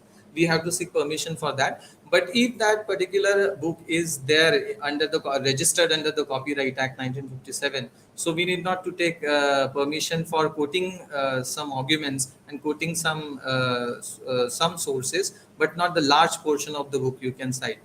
I hope you got me my answer. Questions answer. Yes. So my question is that how can I avoid plagiarism? Avoiding plagiarism is being ethical with yourself. You should cite the sources. That's a simple answer. There is also a certain ratio that we are bound to. Yes. If And even we cannot cross that boundary. yes, there might be certain criteria. If you, yeah, there is one website. There is software called Urkun. Bharat sir had also discussed it with us. So that is one software which will help us, assist us to detect plagiarism in our research. Thanks a lot.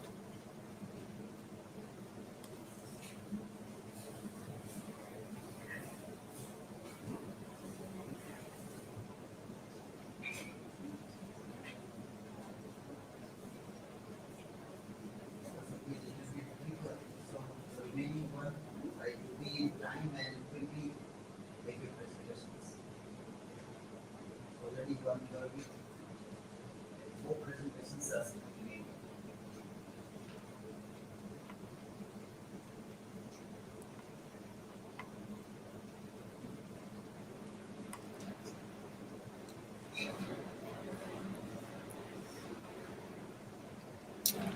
So the screen is already shared, I guess. You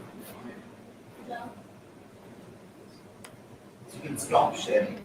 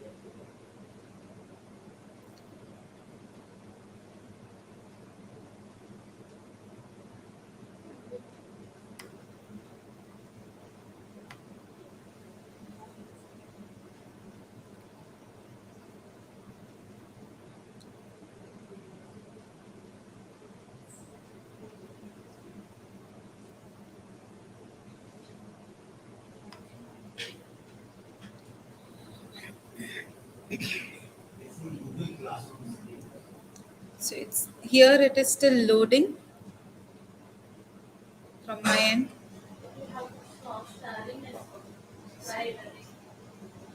Is it visible now?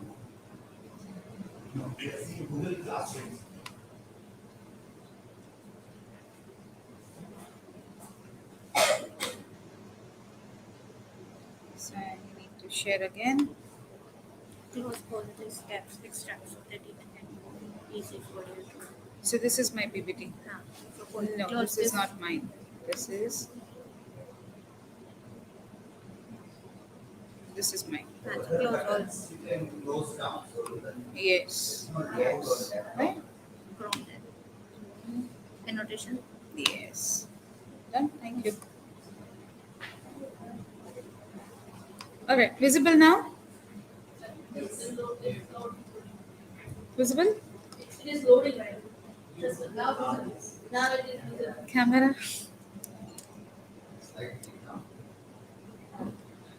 Okay, I'm the most camera shy person ever.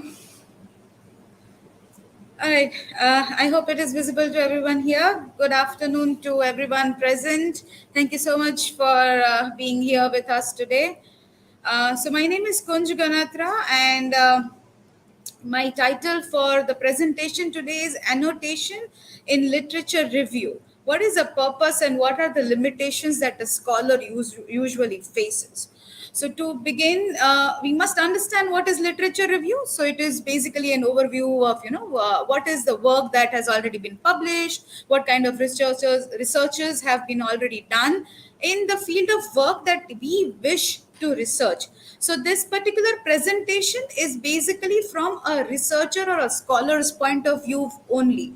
So what are the sources that we normally use for literature review? We usually use books, journals, certain kind of government documents. It can be newspaper articles, and to a certain extent in the digital age that we live in, even tweets that are even shared by eminent or important accredited writers, scholars, so on. Certain artists, they would like to put some words, and we normally quote them, we cite them, and we use this as a part of what we would like to further research on. So normally a literature review is done in three portions or three parts, which is an introduction, it can have a body, and a conclusion. And what are the steps of doing so? So first we make a table, and the scholars earlier who have presented here have already talked about the tabular format. They have shown certain pictures. In case you have just joined the YouTube channel, you can just probably go back and look at it. So there's a tabular form, and that is being shared, and we review that. And based on all the works that we have seen, the works that we have been to, whether it is in the format of a book or it is in the format of some URL that we have visited, so we put all of the articles and all of the books, all the things that we wish to review in a particular tabular form. Post that, we pick out a few which is related to the work that we have been doing a research on, and we make an annotated bibliography on it of the selected work, and we would like to find a gap from that annotated bibliography. The next step would be to reorganize all these selected work as per our understanding, as per the need, and as per the trajectory that we are moving forward to. Then we would like to write an introduction and a conclusion to each of these reorganized work, which becomes actually the link between the annotated bibliography or the citations that we have pulled out from the selected works. And then the last would be to give an introduction to the conclusion that we have already given.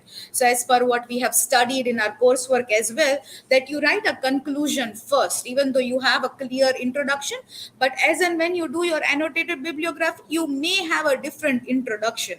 And usually the last few the first paragraph or the first few lines of our conclusion is what becomes the last few lines of your introduction. So we are all aware of how a literature review is done. I come to the main topic of my presentation today. What is annotated bibliography? So the word annotated basically means explanatory, or we try to explain the work that we have selected from that large number of things that we have seen on internet, in books, in newspaper articles, in tweets. So we have selected something and we are trying to give an explanation of the work that has already been done by other people who are already accredited writers. And somewhere the word bibliography means it is broken into two words. One is known as biblion and the graphia, which is the book writing. So basically it was bibliography work comes from a very old time, wherein we say that a book is referred, and a book is something that a part of it we are explaining, and we are trying to know what is the best, what can we churn out of it for the gap or for the research or the hypothesis that we are trying to study and research on.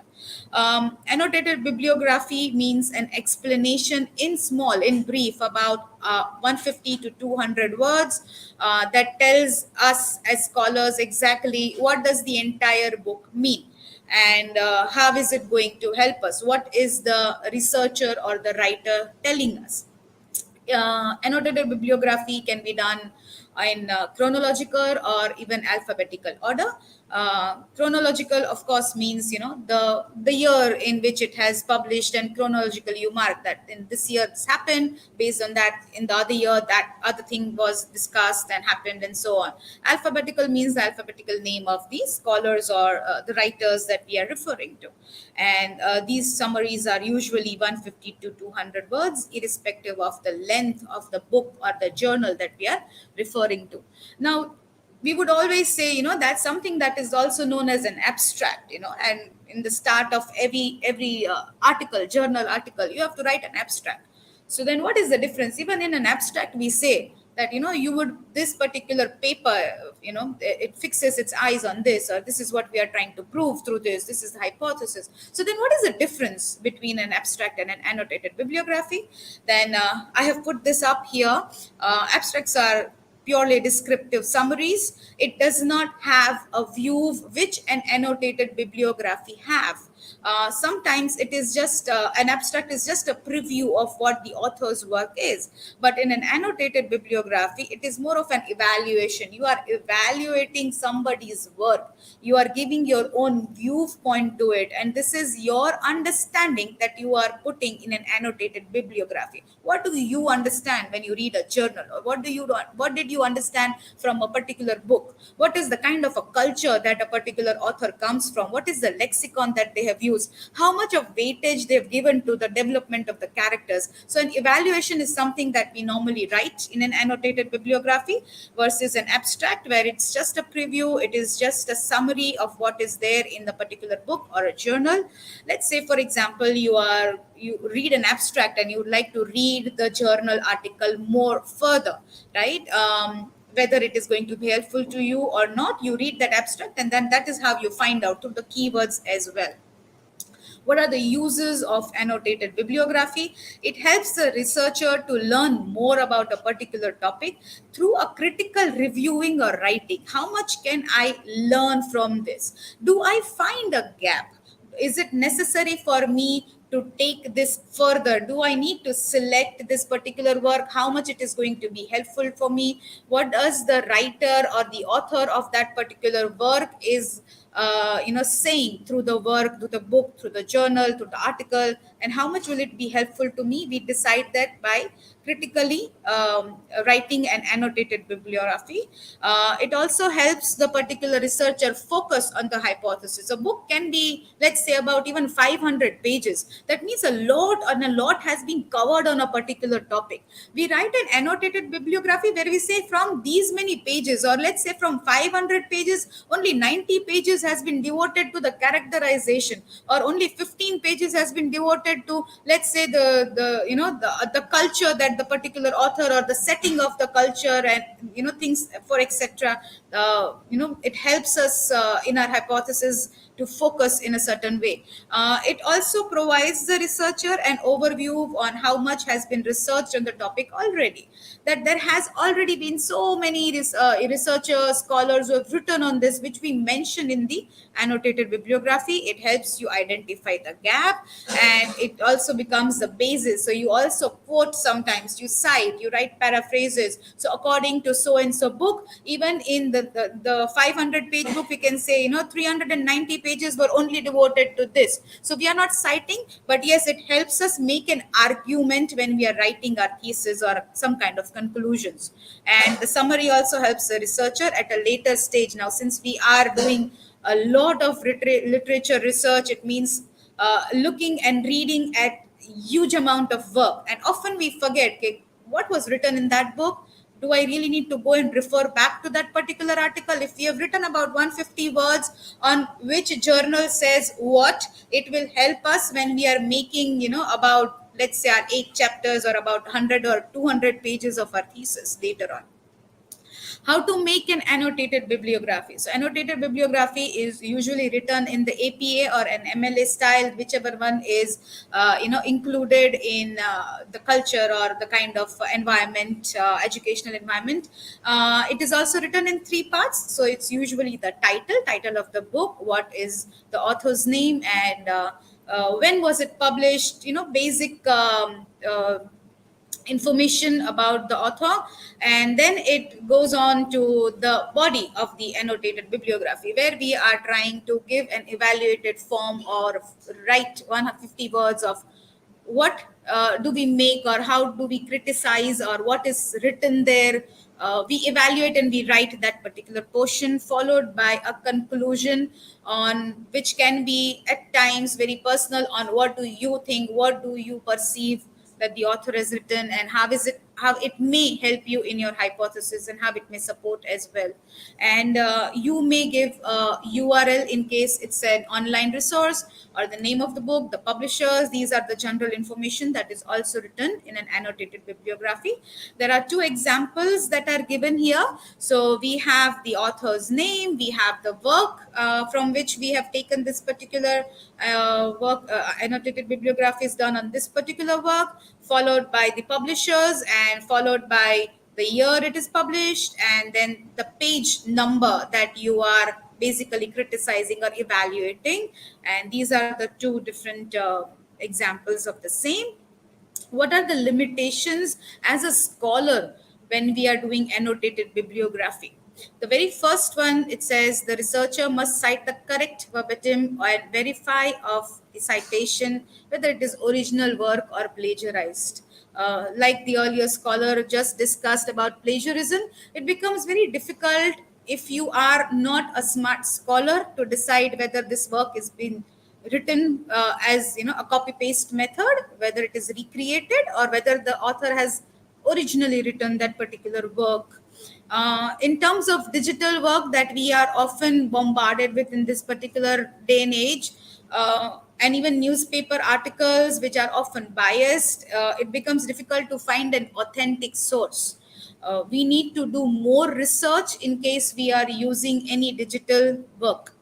Sometimes the work is very good, but the whole version is not available. We are only available with, let's say, certain part of the book, a preview. If you are talking about a Google book, okay, so there is an ebook that is provided, and out of 200 pages, you can view only 30 pages. Then you are not viewing the entire book, so it becomes difficult. Even though the first chapter you can read, but You cannot make an annotated bibliography with just one chapter in mind. So that is one of the limitations that a scholar has, no matter how good the book is. The next is sourcing these particular journals. We may find it on different websites, we may find citations through different journals, but what if we are not able to find the source? How difficult would it be to write the correct information, the correct year in which it was published? So that is one of the limitations. And yes, some of the authors write great work, but the controversies that are related to those kind of authors, if we write about controversial work, it may or may not hamper the kind of work that we are doing further. And yes, of course, sometimes you are bounded, you have certain boundaries of your research work, and the more you read these scholars, the more you read about the work they have done, and the more you get into depth, that is where you are unable to give full justice to the annotated bibliography. Often you may find yourself biased to certain things, or you may meander from the main hypothesis. These are the researches that I have used. One is a library source, another one is a journal paper, and then there's a blog. Thank you so much. We can now take questions if there are any. Yes, please. My question is that what is the difference between abstract and annotated bibliography? An abstract and an annotated bibliography. So abstract basically is something that gives a summary. Okay, if you are going to a library and if you want to you want to issue a book, or you go to a bookstore, you want to buy a book, through that particular abstract or a preface as well, you can come to know what kind of a book it is, whether it can help me or not with the kind of reading that I want to do. So abstract is very basic general summary, right? But an annotated bibliography is an evaluated one. So let's say, for example, there are out of 500, there are 300 pages which talk about the dark characteristic of the particular author as well, or it takes you to that particular theme. In a summary or in an abstract, a theme may or may not be discussed, but in an annotated bibliography, you talk in depth and you evaluate or you critically analyze a particular work. Yes.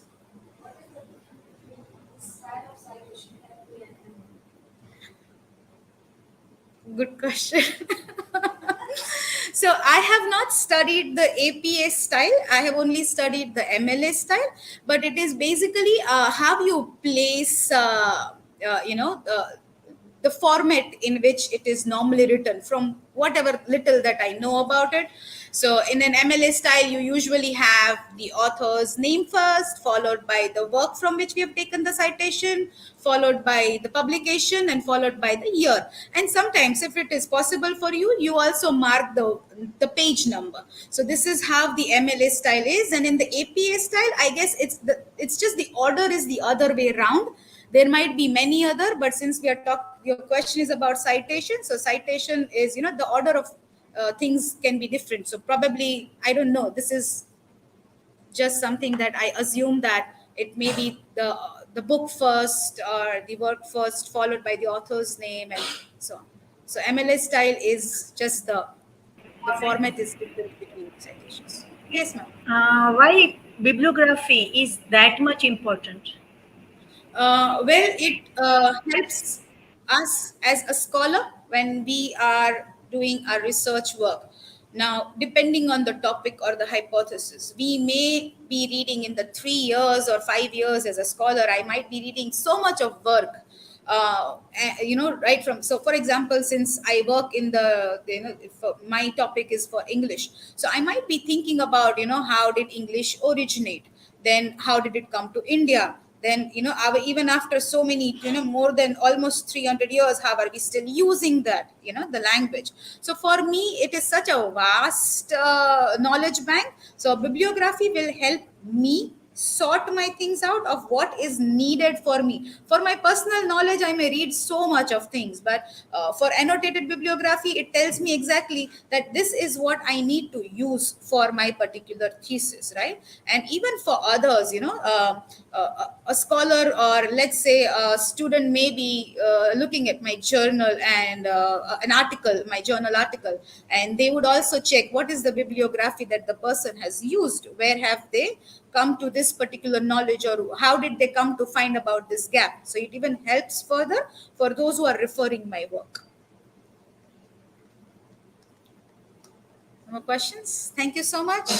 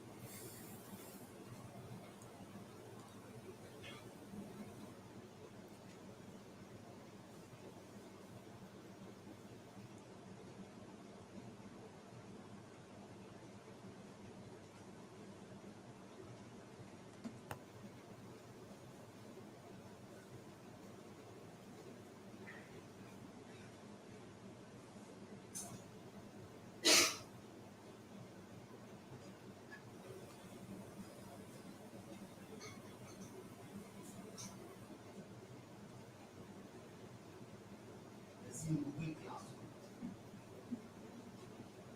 This is the mistake that is repeatedly happening. So somewhere we are missing one of the steps in the problem.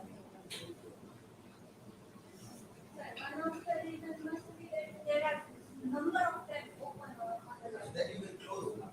Those other tabs you close, so there is no load on the laptop also.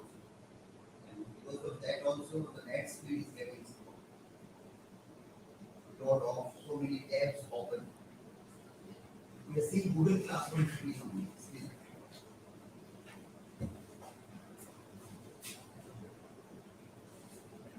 अच्छा તમારું નહીં તો close કરના अच्छा अच्छा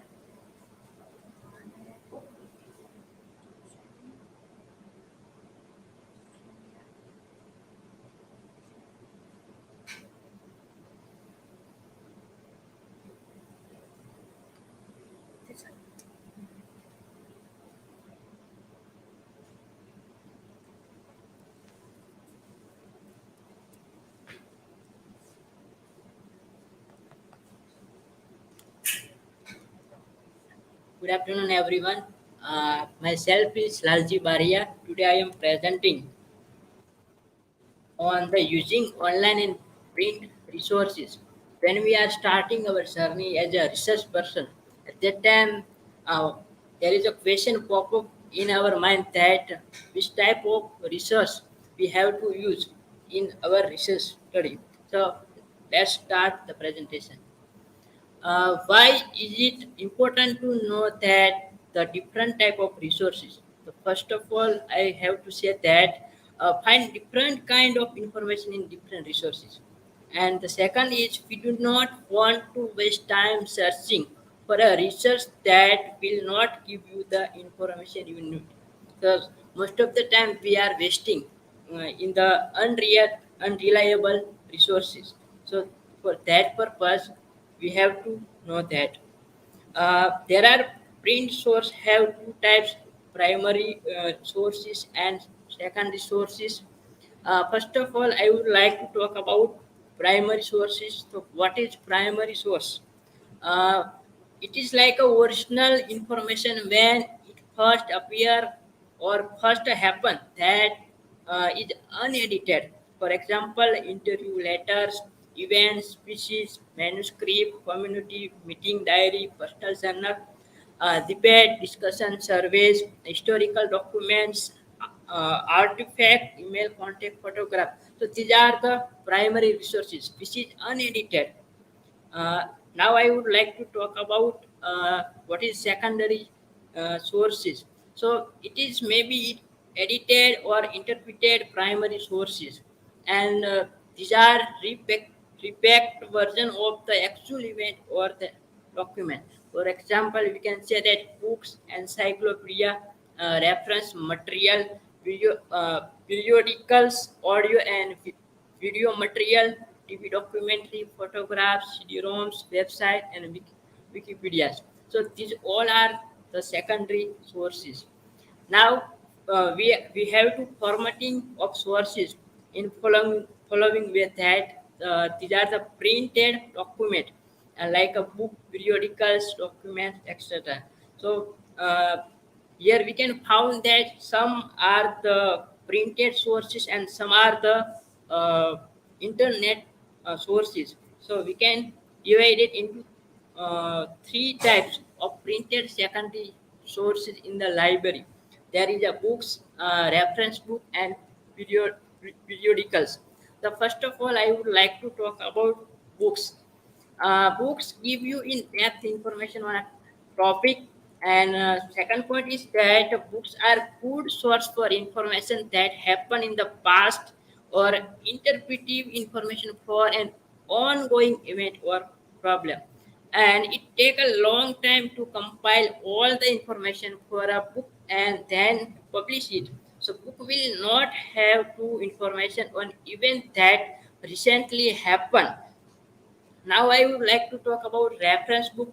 There are so many reference book you can use during the research, but I have to give one tips that it usually a good idea to begin your research with an encyclopedia in order to get general background information on your subject. So this is a useful resource for the research. Now I would like to talk about periodicals. Uh, Periodicals are published on a regular basis. It is they are published more frequently. They will have more current information than you will find in book or encyclopedia. And now periodical articles are far shorter than the book. The information will not be as in depth as what you had find a book. So that is the limitation of periodicals. Uh, for example, newspaper, magazines, scholarly journals, so all are the periodicals.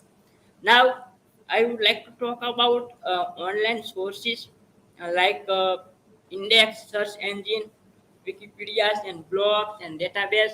So you can go through this search engine or index or Wikipedias to the proper source of research paper.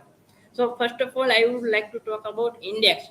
So index help you locate information by allowing you to search large collection of information using simple keyword. For example, library catalogs.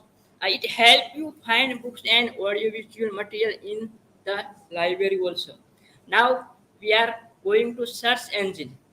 So search engine are a type of index that help you find other website on the internet.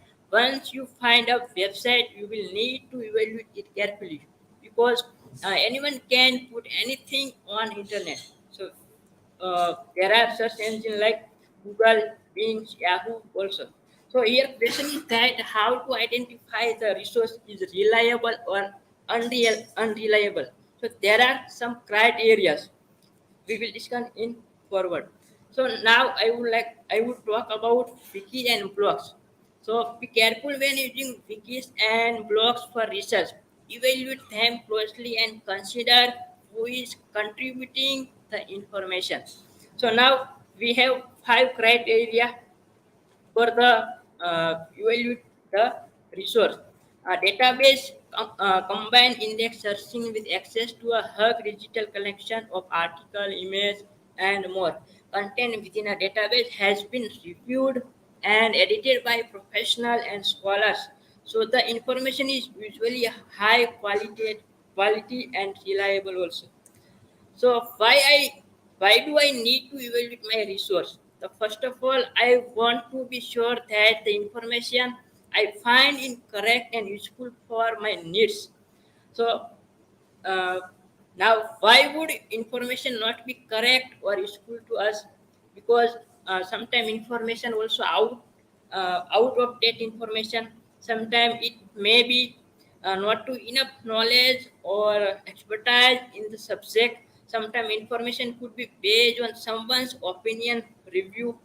So instead of being a fact, and it may be not be suitable for your research need. So, five criteria to look for in a sources when you have access any kind of resource. At that time, you have to keep it in mind that this type of five criteria you should remember. First, accuracy. So in this part, you have to ask the question to your source that who is author. Are they affiliated with an educational institute? Is the book article website written in their their area of expertise? So this question leads to accuracy. Then objectivity, you can ask the resource this question that what objective does the document meet? How detailed is the information? It is to elementary to technical to advanced. Is the information well researched? Is there a bibliography at the end? Is there a published review of the books? So through this question, you got a reliable source. Now, authority. What are the author's credential? Is the person qualified to write the document? Is the published by a university press? Check the domain of website. Know the difference between author and webmaster. So, through this question, you can authorize the resources. Now, reliable website domains include like .education, .government, .organization, .net. But here unreliable website domain include like .com. So we should use .education website also. And currency. When was it published or produced? It is first edition. When was the website last updated? How many links are on the website page? So through this question, you can reach the currency of the online resources. And last point is coverage. So does the source update other sources or add new information? Does it extensively or minimally cover the topics? Is the information well organized? Is it a primary or secondary sources? Is it free or is there a fee to access the information? So based on this question, you can reach the coverage the resources. Why do we need to know all of this? Here we know all things. So what a reason? The first reason is that now that we know what happened of resources are out there, you will be able to recognize them when you begin your research. And second, you will also know which resource to try searching first, since you know what information can be found in it, or you will know which resources will not give you the information you need. At last, these are my references, and let's reading to start searching.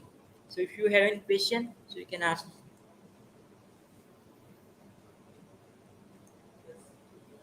How to find good journals? How to find good journals? Okay, that is a good question. When we are going to online sources, at that time we have to type the authors or type the education qualification. We have to search through the some kind of search engine crossing through this type, we can reach to the authentic sources or material.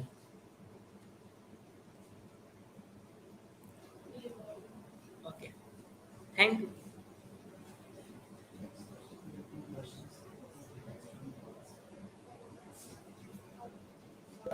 You talk about the primary resources and the secondary, right? Then, while we are searching for the topic and for that resource, how we can um, consider the qualitative resources for our topic, because there are so many kinds of websites, journals, and which are the qualitative and not. How we can find? Okay, that is a good question. That when we are going to finding the some source, at that time we have to keep it mind that there are five criteria, that authorized currency. So based on this criteria, you can find an authentic source. Thank you.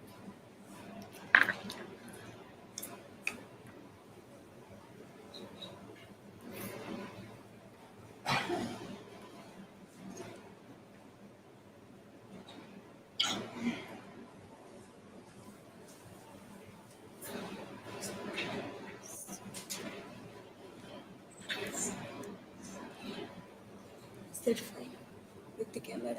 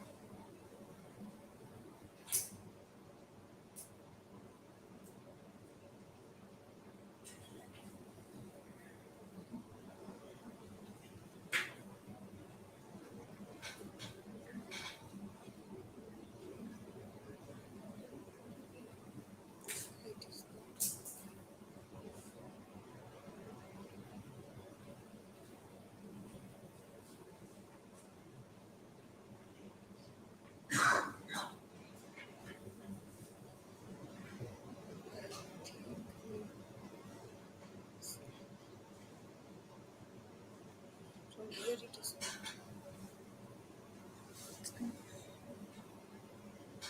From that.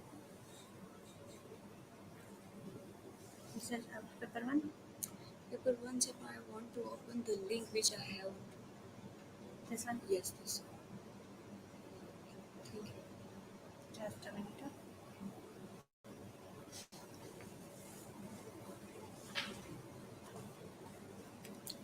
Shall I start? Okay. So, very good afternoon to all, first of all. And here, my topic is on mechanics of writing.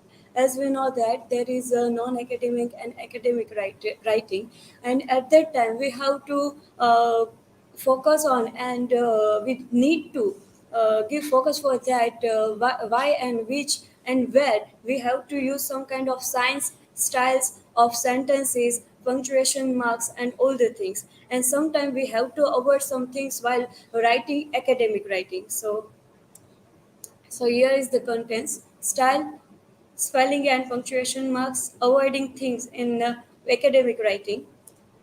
Then type of sentence.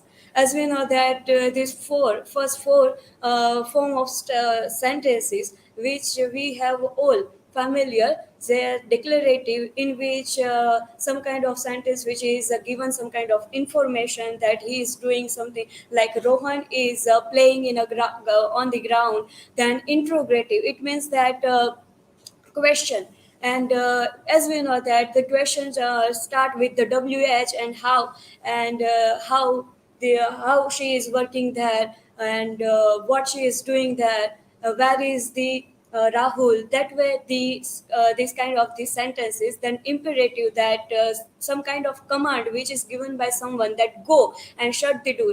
Then exclamatory. Sometimes we surprised, feeling surprised while some kind of sentences or communication we heard. Then loose or cumulative. Here is the some way it is the new sentences or type some for someone, that loose or cumulative, it means that person is started with some main idea, but after that there is a parallel independent causes also there, like I am going for a party and I'm doing this, that I buy some things, some drinks, and that way the parallel independent causes also there, and the main idea is about something somewhere to go. Then the balance sentence. When we talking about the balance sentence, it means that there are so many sentences, and we can say that both, or if there are many, then all are the equally balanced and importance for that. That for me, for example, that my family is very important for me, and my study is very important for me, so both things are equally balanced, so that way we can use these balanced sentences. After that, the this kind of types which I have selected for the spellings, capital letters, punctuations, italics, numbers, and abbreviations. For spelling, that while we are writing academic writing, at that time we have to know that we cannot change any kind of spelling which is written in any other language, like a fairy queen, then a sans. It means without in English, but it is meaning sorry, it is a French word, so we can using this word from any text, then we have to use at it is, we cannot change that word as well. Then capital letters, as we know that when the sentence started and after the full stop, we have to use the capital letter. And here I have used the Mr. Uncle Posher was hanging a picture, he keep, then the he, h is capital, that way. And after that, the punctuation marks. Punctuation clarifies sentences structures, separating some words and grouping others. It adds meaning to written words. Now these all marks, you can see that all are some way it is a sign, it is not a word, but it is a sign. Then even it is very important while we are writing the academic writing, because comma, when we using comma, then we are making some kind of list, that how many rivers in India, then we can say that Ganga, Jamuna, Narmada. So while we are giving this kind of names of river, then we have to use the comma. When if I give one example from Gujarati, that while I was going, and at that time there was a board, and one Gujarati sentence was written there, that કચરો અહીંયા ફેંકવો નહીં, ફેંકનારને દંડ થશે. So one person changed the comma, and after nahi, then what the meaning of that sentence, that કચરો અહીંયા ફેંકવો, નહીં ફેંકનારને દંડ થશે. So this is the importance of the symbol, which is a minor and a small, but then even the importance of this comma is very much. Then semicolon, when we used semicolon, at that time we know that talk about different person, different things, and we have to refer that and signify that things. That's why, like Rahul playing is cricket, and he like a cricket, then Rohan is like hockey, that way we use the semicolon. Then the colon, that it is also very important, that he was going to buy three things.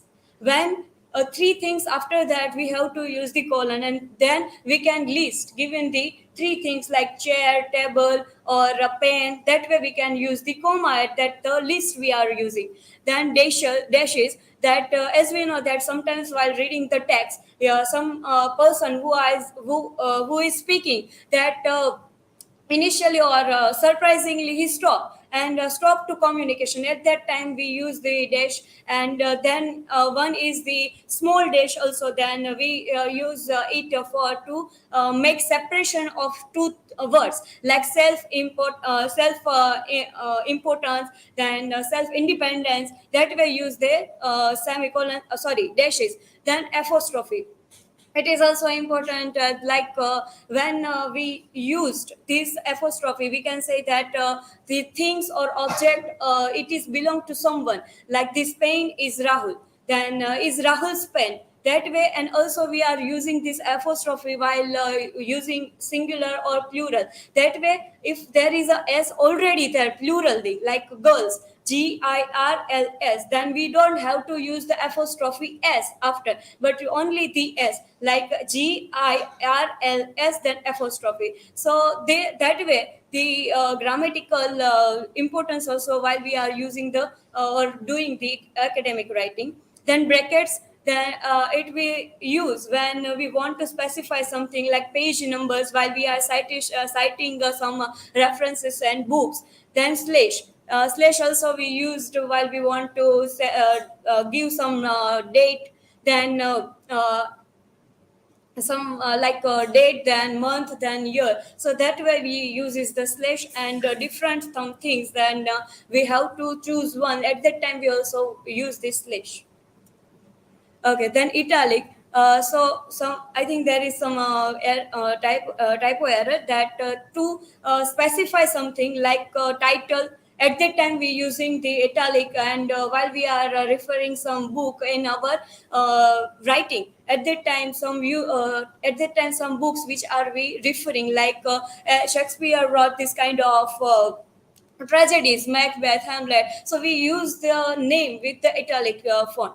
Then numbers, then comma in number. See, the comma is how using here that number. Then 10,000. If we haven't put it here, then how we can consider it? Because while academic writing, it is important. Otherwise, without that, you also write that 10,000 without comma. But inclusive number, then we use the dash.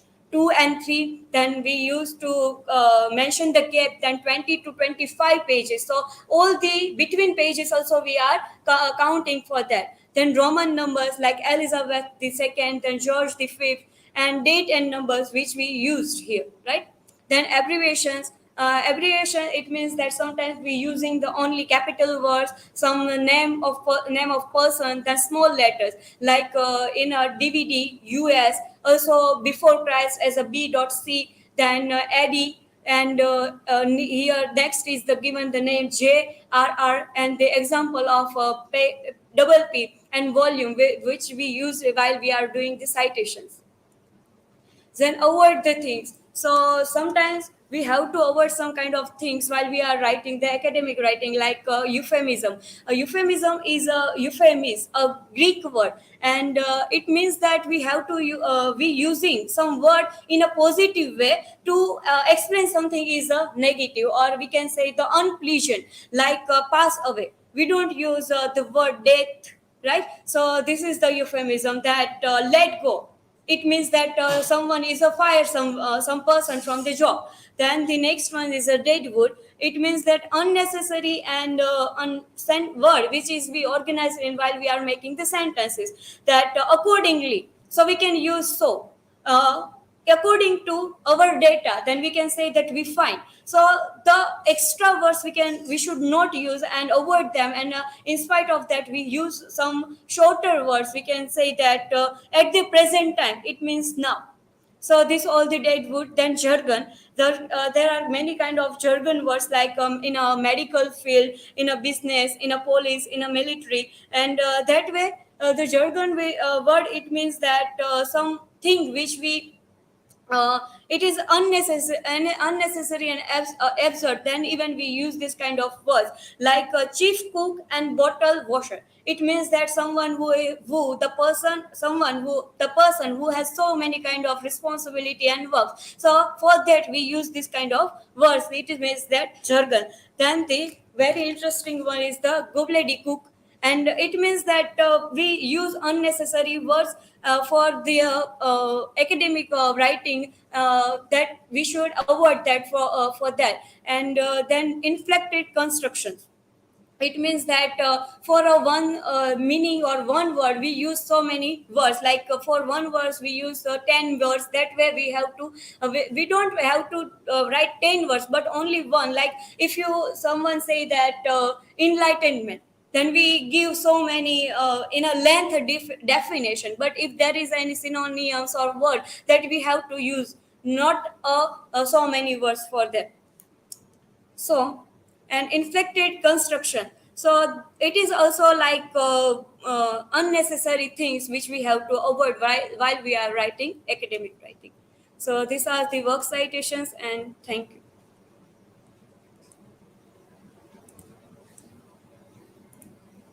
Okay, is there any questions then, please? Yes, ma'am. What is one way in which we can create coherence in our writing? uh, will you please say it loud, because your voice is not What coming is one way in which we can create coherence in our writing? in our writing? So if there is a coherence, right, so then we have to use less words. Then we have to make our academic writing. Okay, then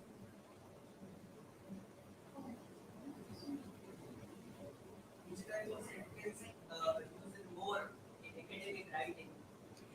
um, not only declarative, which are simple type of, but also the hard kind of means interrogative in a literature language. With I think that we have to use some words which are different than simple kind of things, right? So otherwise it was only a kind of simple way which is given which is refer like information only. That.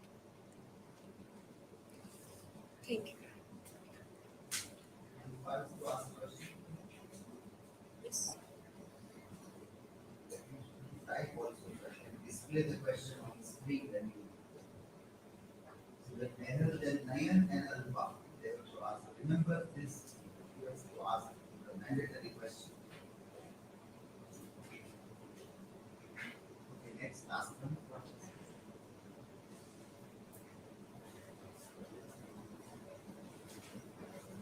Type your question and also face camera when you ask.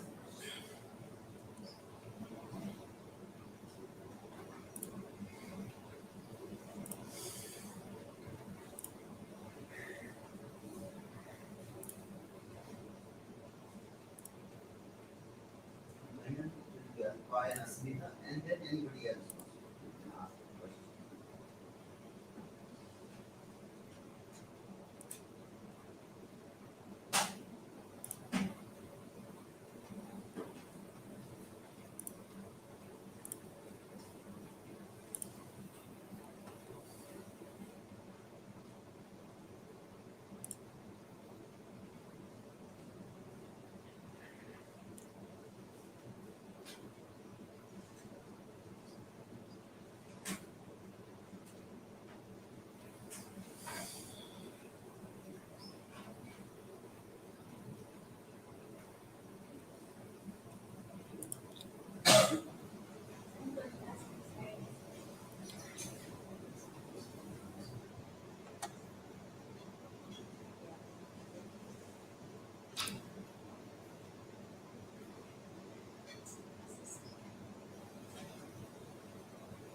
Again, we are seeing Google Classroom, so the same problem.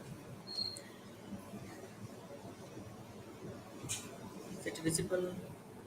Google Classroom we are seeing. It is open here, but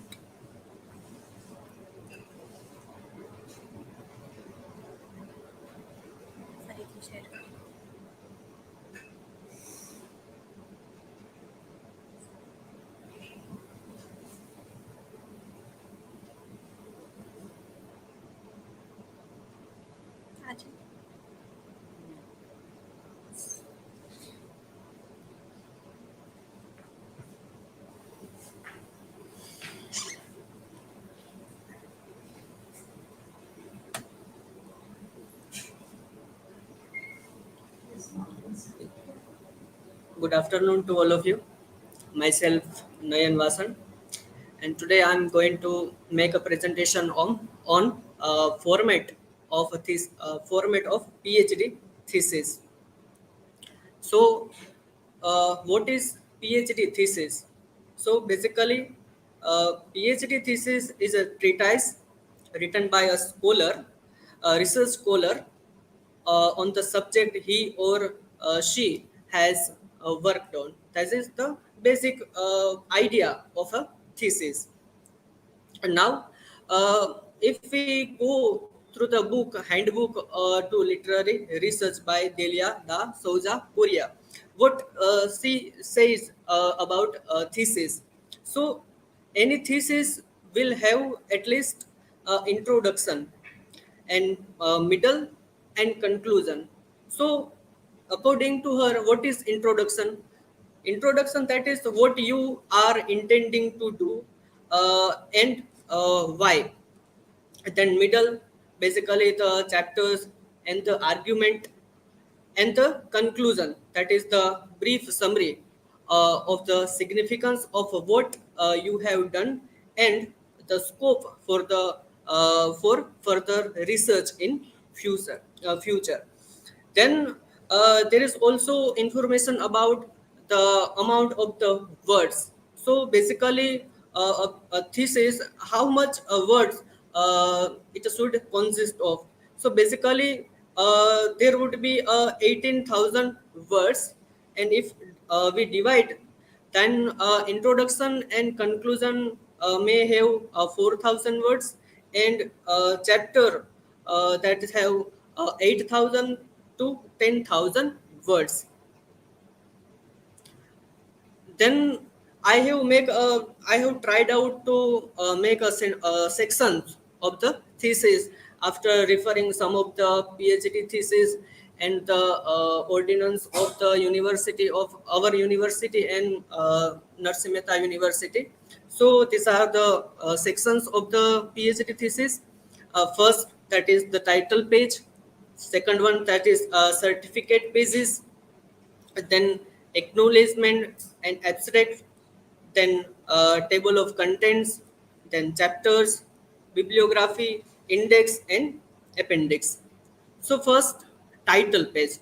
So in the title page, what details should be there? And the detail I have mentioned, that is chronologically. First, sequence wise, that is first should be the title of the work, then a name and logo of the university in which a scholar has completed his research work, then the name of the degree and the subject, then name of the scholar and supervisor, and last the year of the submission, and the last, that is registration number of the scholar.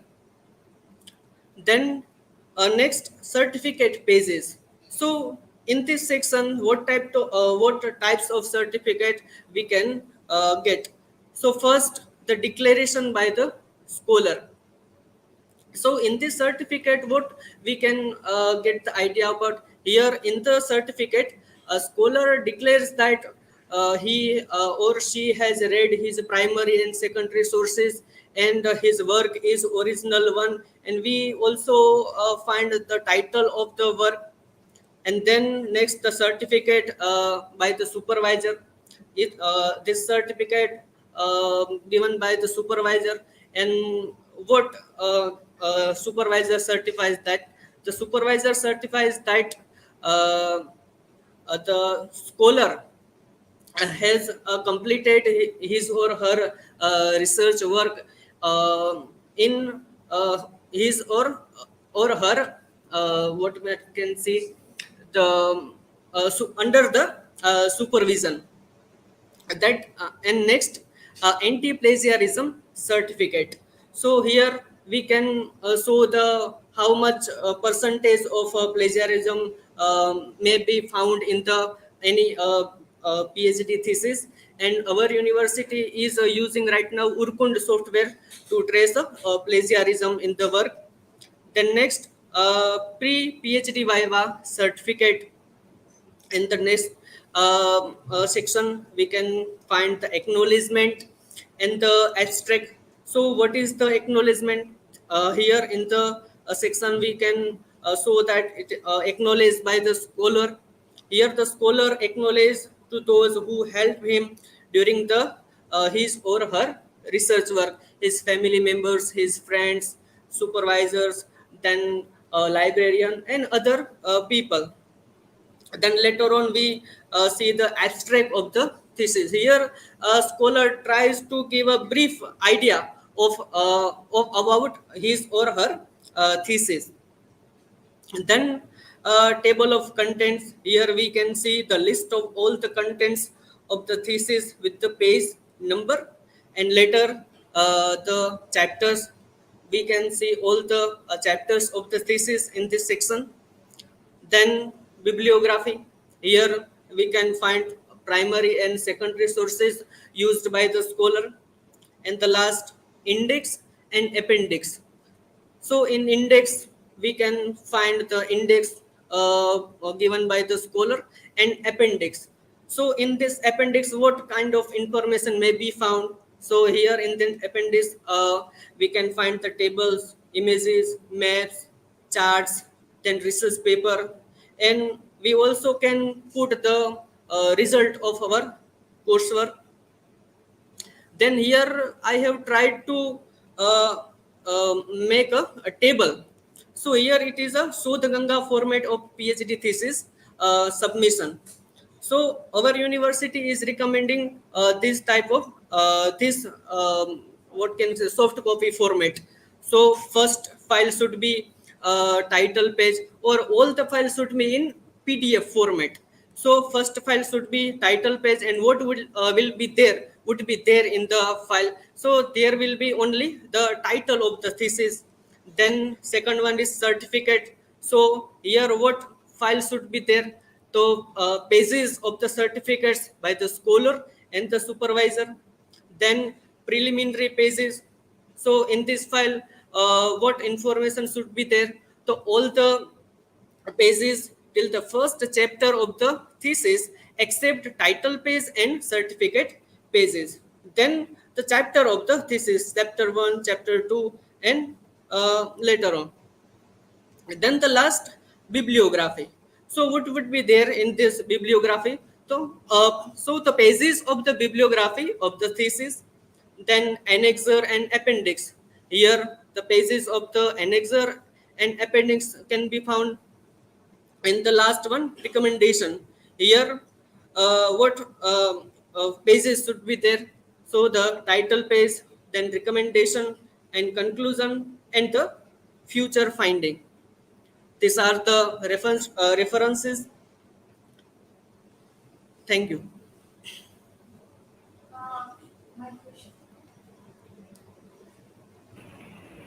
My question is that, first of all, congratulate, because this is very useful information and we all can use, hopefully.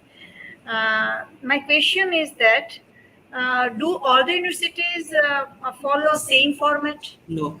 No.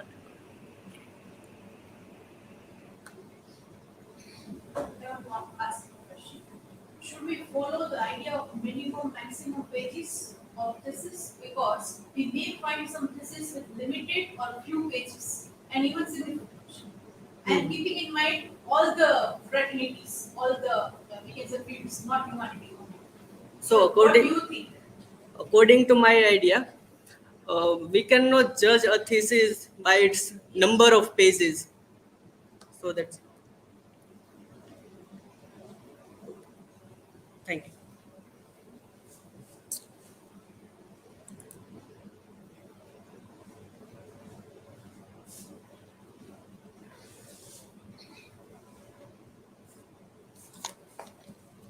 Okay, so all of you made a very interesting presentations.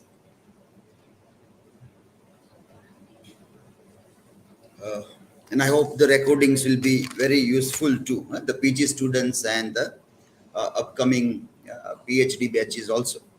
A few questions were interesting. So let me like have a look at those questions which were raised by some of the scholars. and some of them were not quite appropriately answered also. For example, how to ascertain the quality of the work which we find from various sources. That was one question that was there. One idea for that is peer review. The journals normally follow, good journals follow a very stringent peer review. So if it is reviewed by the peer, that is the academician who are expert in that field, and then it is published, it is considered to be of a good quality in a given time. After 50 years, people may say that this was not a good quality. We know that knowledge keeps on growing.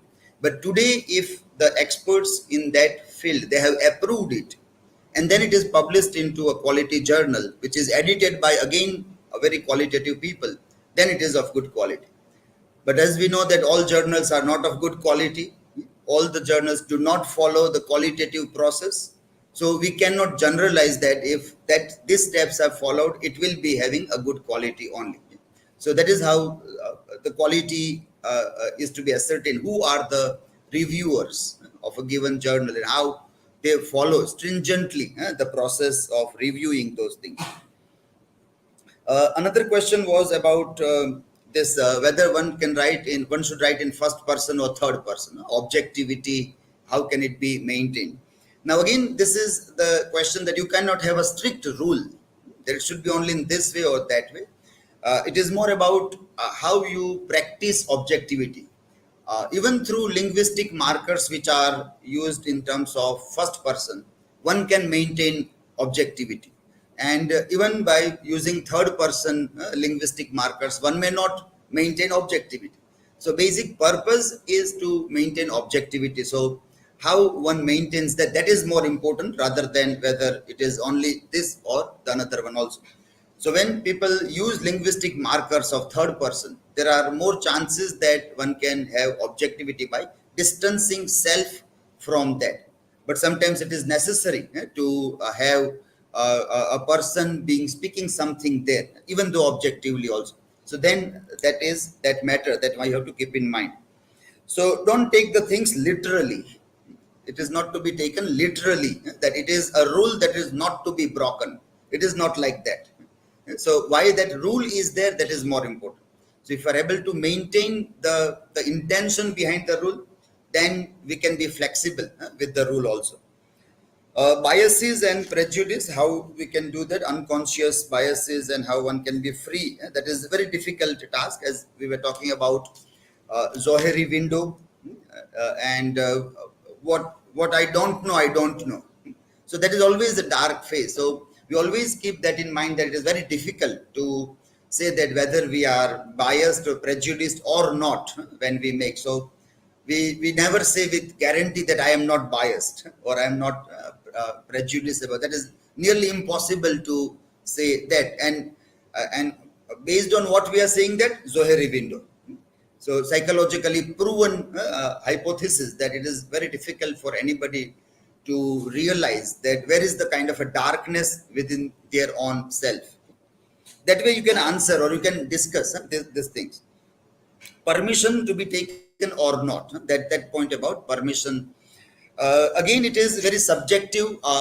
There are several things which are in commons. Again, a word which Karl Marx used in terms of land and other things.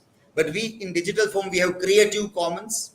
YouTube normally works on the license of Creative Commons, which is slightly different from copyright licenses.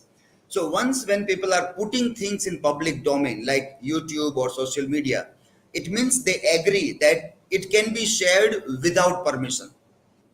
So that's why I put it in a public domain. So now you don't have to ask me. It is now a commons. It is my property.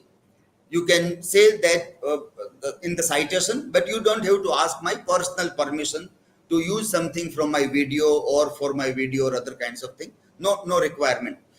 But if there is a personal, for example, let us say gallery where we are visiting, where a painter has displayed the painting, but now he don't want the people to take photo and share it. So now if you want to use that photograph in your research work, then you have to take a permission of the person. So even if it was in a gallery, but it was is personal space where he has given, and he don't want it to be in public domain, and we want to use it for research. So we can take a permission. If we want to earn money, then we have to pay money also to the painter. But research is a work where we do not think of earning money from that. So a permission is enough. If they allow, then we can, otherwise we cannot. So now see, this is contextual. All these things are more context. You can't say that yes or no. General answer cannot be given in that case also. How to find a good quality resource or journals. This we talked about UGC list in India, UGC first and second care list, where Web of Science, Scopus, they all are they are catalogs of quality journals. So that is what we have to do. That if it is catalogued in any of this list, then we think it must be of a quality. But as we know that this all journals keep on updating their catalogs and keep on removing the journals also. So again, that idea of quality journals is a very liquid form. It is in a very liquid form, and nobody can say that it is there, so it will be there. Today it is there, tomorrow it may not be there also, because if they don't follow good practice, it will be out of the list also. So who is cataloging the journal? That can be one of the way of telling that because it is in Web of Science or in Scopus or UGC care list, I think it is of a good quality. And so I have referred to those articles or published my things in those articles also. So that is how we can have an answer. Otherwise, again, quality is something that is not measurable as such also. Okay, fine. So that was good. One question was, I think, about abstract and annotations. Annotations and abstract also was there. So annotative bibliography has abstracts, but abstracts may not have annotative bibliography. So annotative bibliography is a larger, and abstracts is a much smaller thing. It may use that in that context. Okay, so that was good for this. Wish you all the best for tomorrow's presentations. Okay?